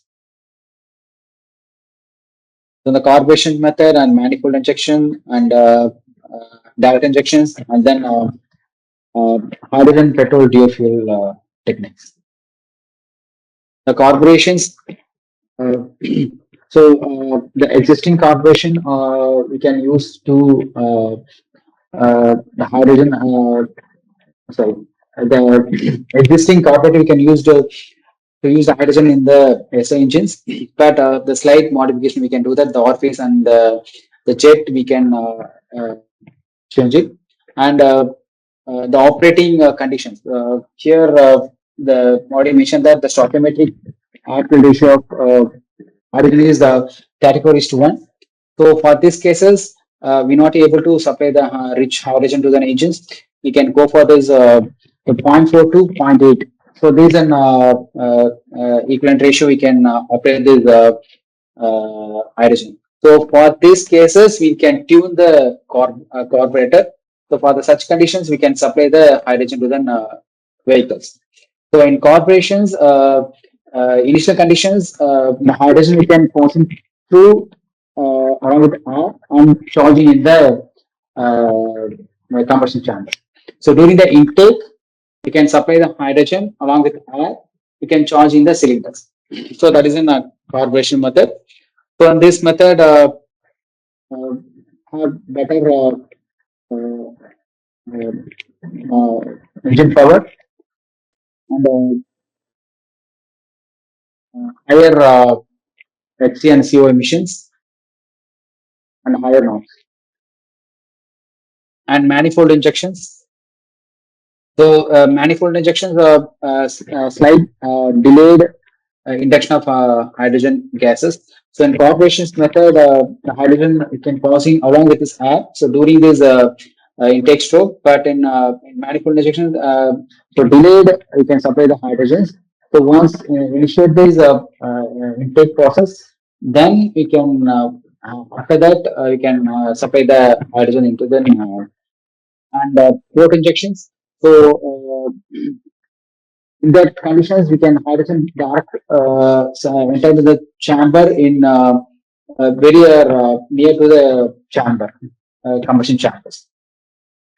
And direct injections, for using these liquid hydrogens, can directly the liquid hydrogen directly inject into the uh, uh, combustion chambers. So here there is a three chances. One is in yearly injections and 220 bars, and then late injections we can use the 100 bars of injection pressure, and multiple injection strategies we can go for variable injection pressure from 100 bar to 300 bars. So these direct injections method to avoid this backfire uh, happening in these hydrogen injections. And the next one is that the hydrogen and petrol dual fuel SA engine techniques. So this method, recently the Bajaj launched the vehicle, the Freedom vehicle. So that is an the dual fuel of PNG and petrol. So similar like the hydrogen and petrol, we can use the dual fuel in vehicles. So for these cases, at initial load conditions, the less fuels are consumed, and then the less petrols are consumed, and then hydrogen as a main fuel. In full load conditions, uh, uh, the petrol consumption high, and then the hydrogen as a supplement for this petrol combustions. And so hydrogen not only used in SI engine, the hydrogen also used in CA engine. The sufficient temperature of hydrogen is 5 degrees Celsius. So the hydrogen as a sole fuel can't be used in CA engines. it was already mentioned that diesel engines are mainly for the C engine. The C engine is mainly for the fuel has lower self-ignition temperatures, roughly below 300 degrees Celsius, but the hydrogen have higher self-ignition temperature of more than 500 degrees Celsius. So it can be used as a sole fuel in a C engine. So we can use like a as a technique of dual fuel operations only. We can use the hydrogen and dual fuel mode. The hydrogen as a supplementary and the diesel as a primary fuel. And not only diesel, and you can use other biodiesel as a primary fuel in hydrogen CA dual fuel engine concept. So in this method, the hydrogen has enhanced air quality, and then normally we can use the diesel in C engines. Come out to get higher engine out emissions, higher CO, higher HC, and NOx emissions. But induction of hydrogen in C engines, we can vastly reduce the local emission of CO and HC and NOx and smoke emission because this hydrogen has lesser amount of absence of carbon, so it produces then clean burn. So the direct injections. So in direct injections, so similar kind of in petrol injections. Here in the hydrogen directly injected into the CA combustion chambers. And so, what are the major barriers for hydrogen use as a fuel in engines? The hydrogen has a lower density, so it can easily replace the air quantity. So normally, the diesel engine has I will consider more amount of air in CA engines, but induction of hydrogen suffers the air quantity. So the hydrogen inducted C engines are poor volumetric efficiency. The volumetric efficiency is also called as a breathing ability of the engines. So the hydrogen normally the C engine the volumetric efficiency is close to 90%. So on hydrogen inductions, the volumetric efficiency drastically reduced to 80 to 83%. And the hydrogen induction also results of higher NOx emissions and the higher fuel cost and the infrastructures are required for this refueling of hydrogens and then onboard storage and lower energy density. While using the hydrogen, we can use the flame trap and flame arrestor because of there is a chances for this hydrogen using backfire. We need to arrest that once. And the public awareness and the safety aspects consider for this using of hydrogens. And so next, I can show this one video. These videos are the videos is real-time combustion SI engines.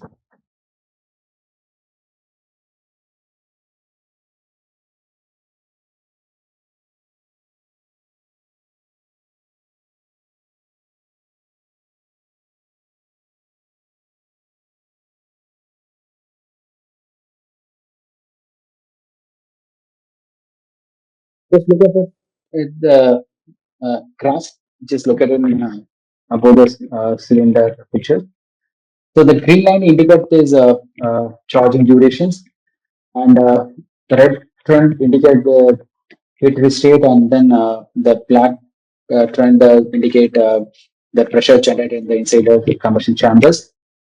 So these are positions. The spark plug induce the spark, and then the air-fuel mixtures. The air-fuel mixtures surrounded the chambers start to burning. So there's a C engine is called as in progressive combustions, So the combustions are happening progressively from the flame is started from spark plug location to it spreaded uh, through the chamber and it ended with these piston crown locations.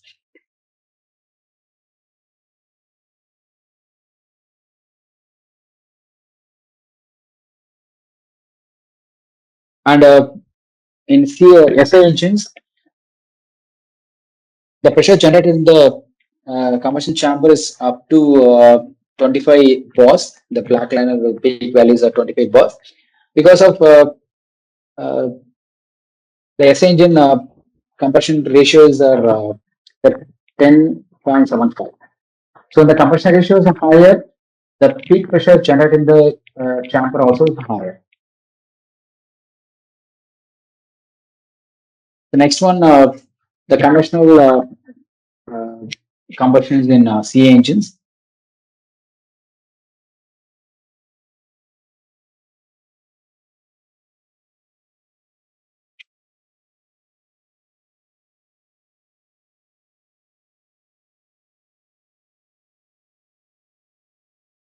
So here, the injectors have 8 nozzles. Eight nozzle injector used to inject the diesel fuel. So these combustions, the CA engine combustion is called instantaneous combustions. So when the end of the compression stroke, the hot air surrounding the chamber. So at the time you can inject the fuel, the diesel, the fine particle of diesel, we can capture the hot air in the combustion chamber and then instantaneously you can convert them flame.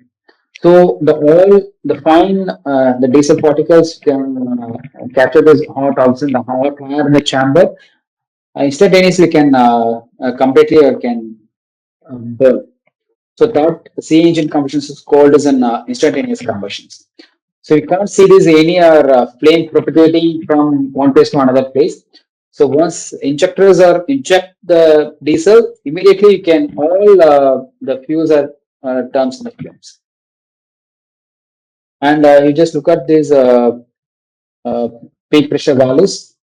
So previously, SI engine the peak pressures are 25 bar,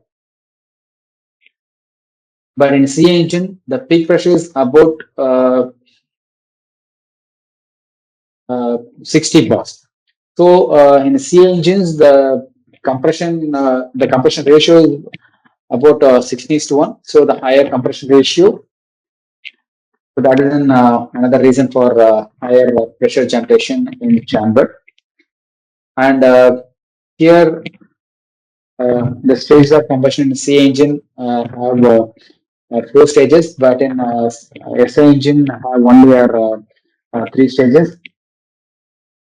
And so there is one the hydrogen induction biofuel combustion.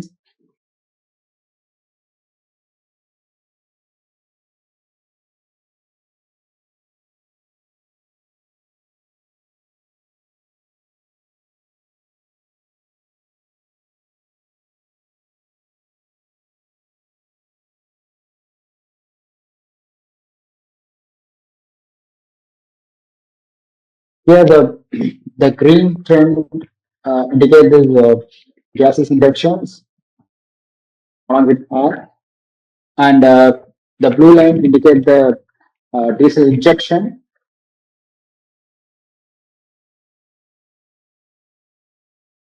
So during the intake stroke, the hydrogen inducted along with air charge in the intake, charge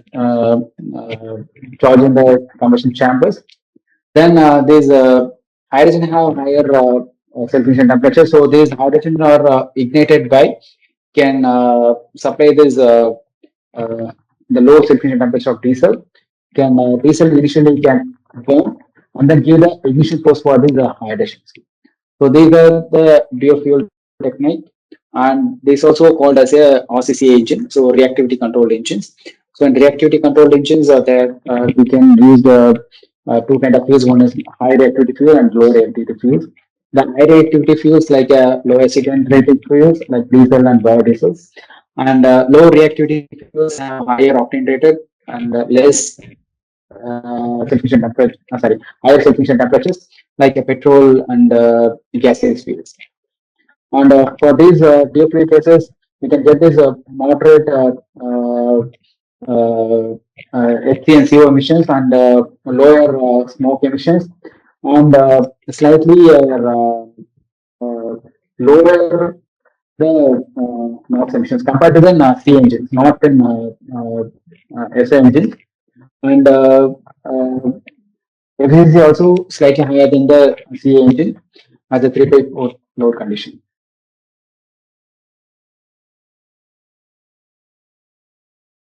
And thank you so much for patiently listen with this section. And if you have any question, you can ask now. Sir, good afternoon, sir. I am Nambi Raj from Rajakrishnan Engineering College, Chennai, sir. Okay, thank you. First of all, I would like to thank for your wonderful presentation. I have one doubt. Since hydrogen as octane fuel, but it is utilized in diesel engine instead of petrol engine, is there any specific reason, sir?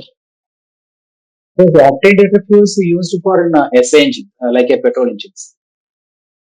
Higher seating rated fuel used in the CA engine, like diesel engines.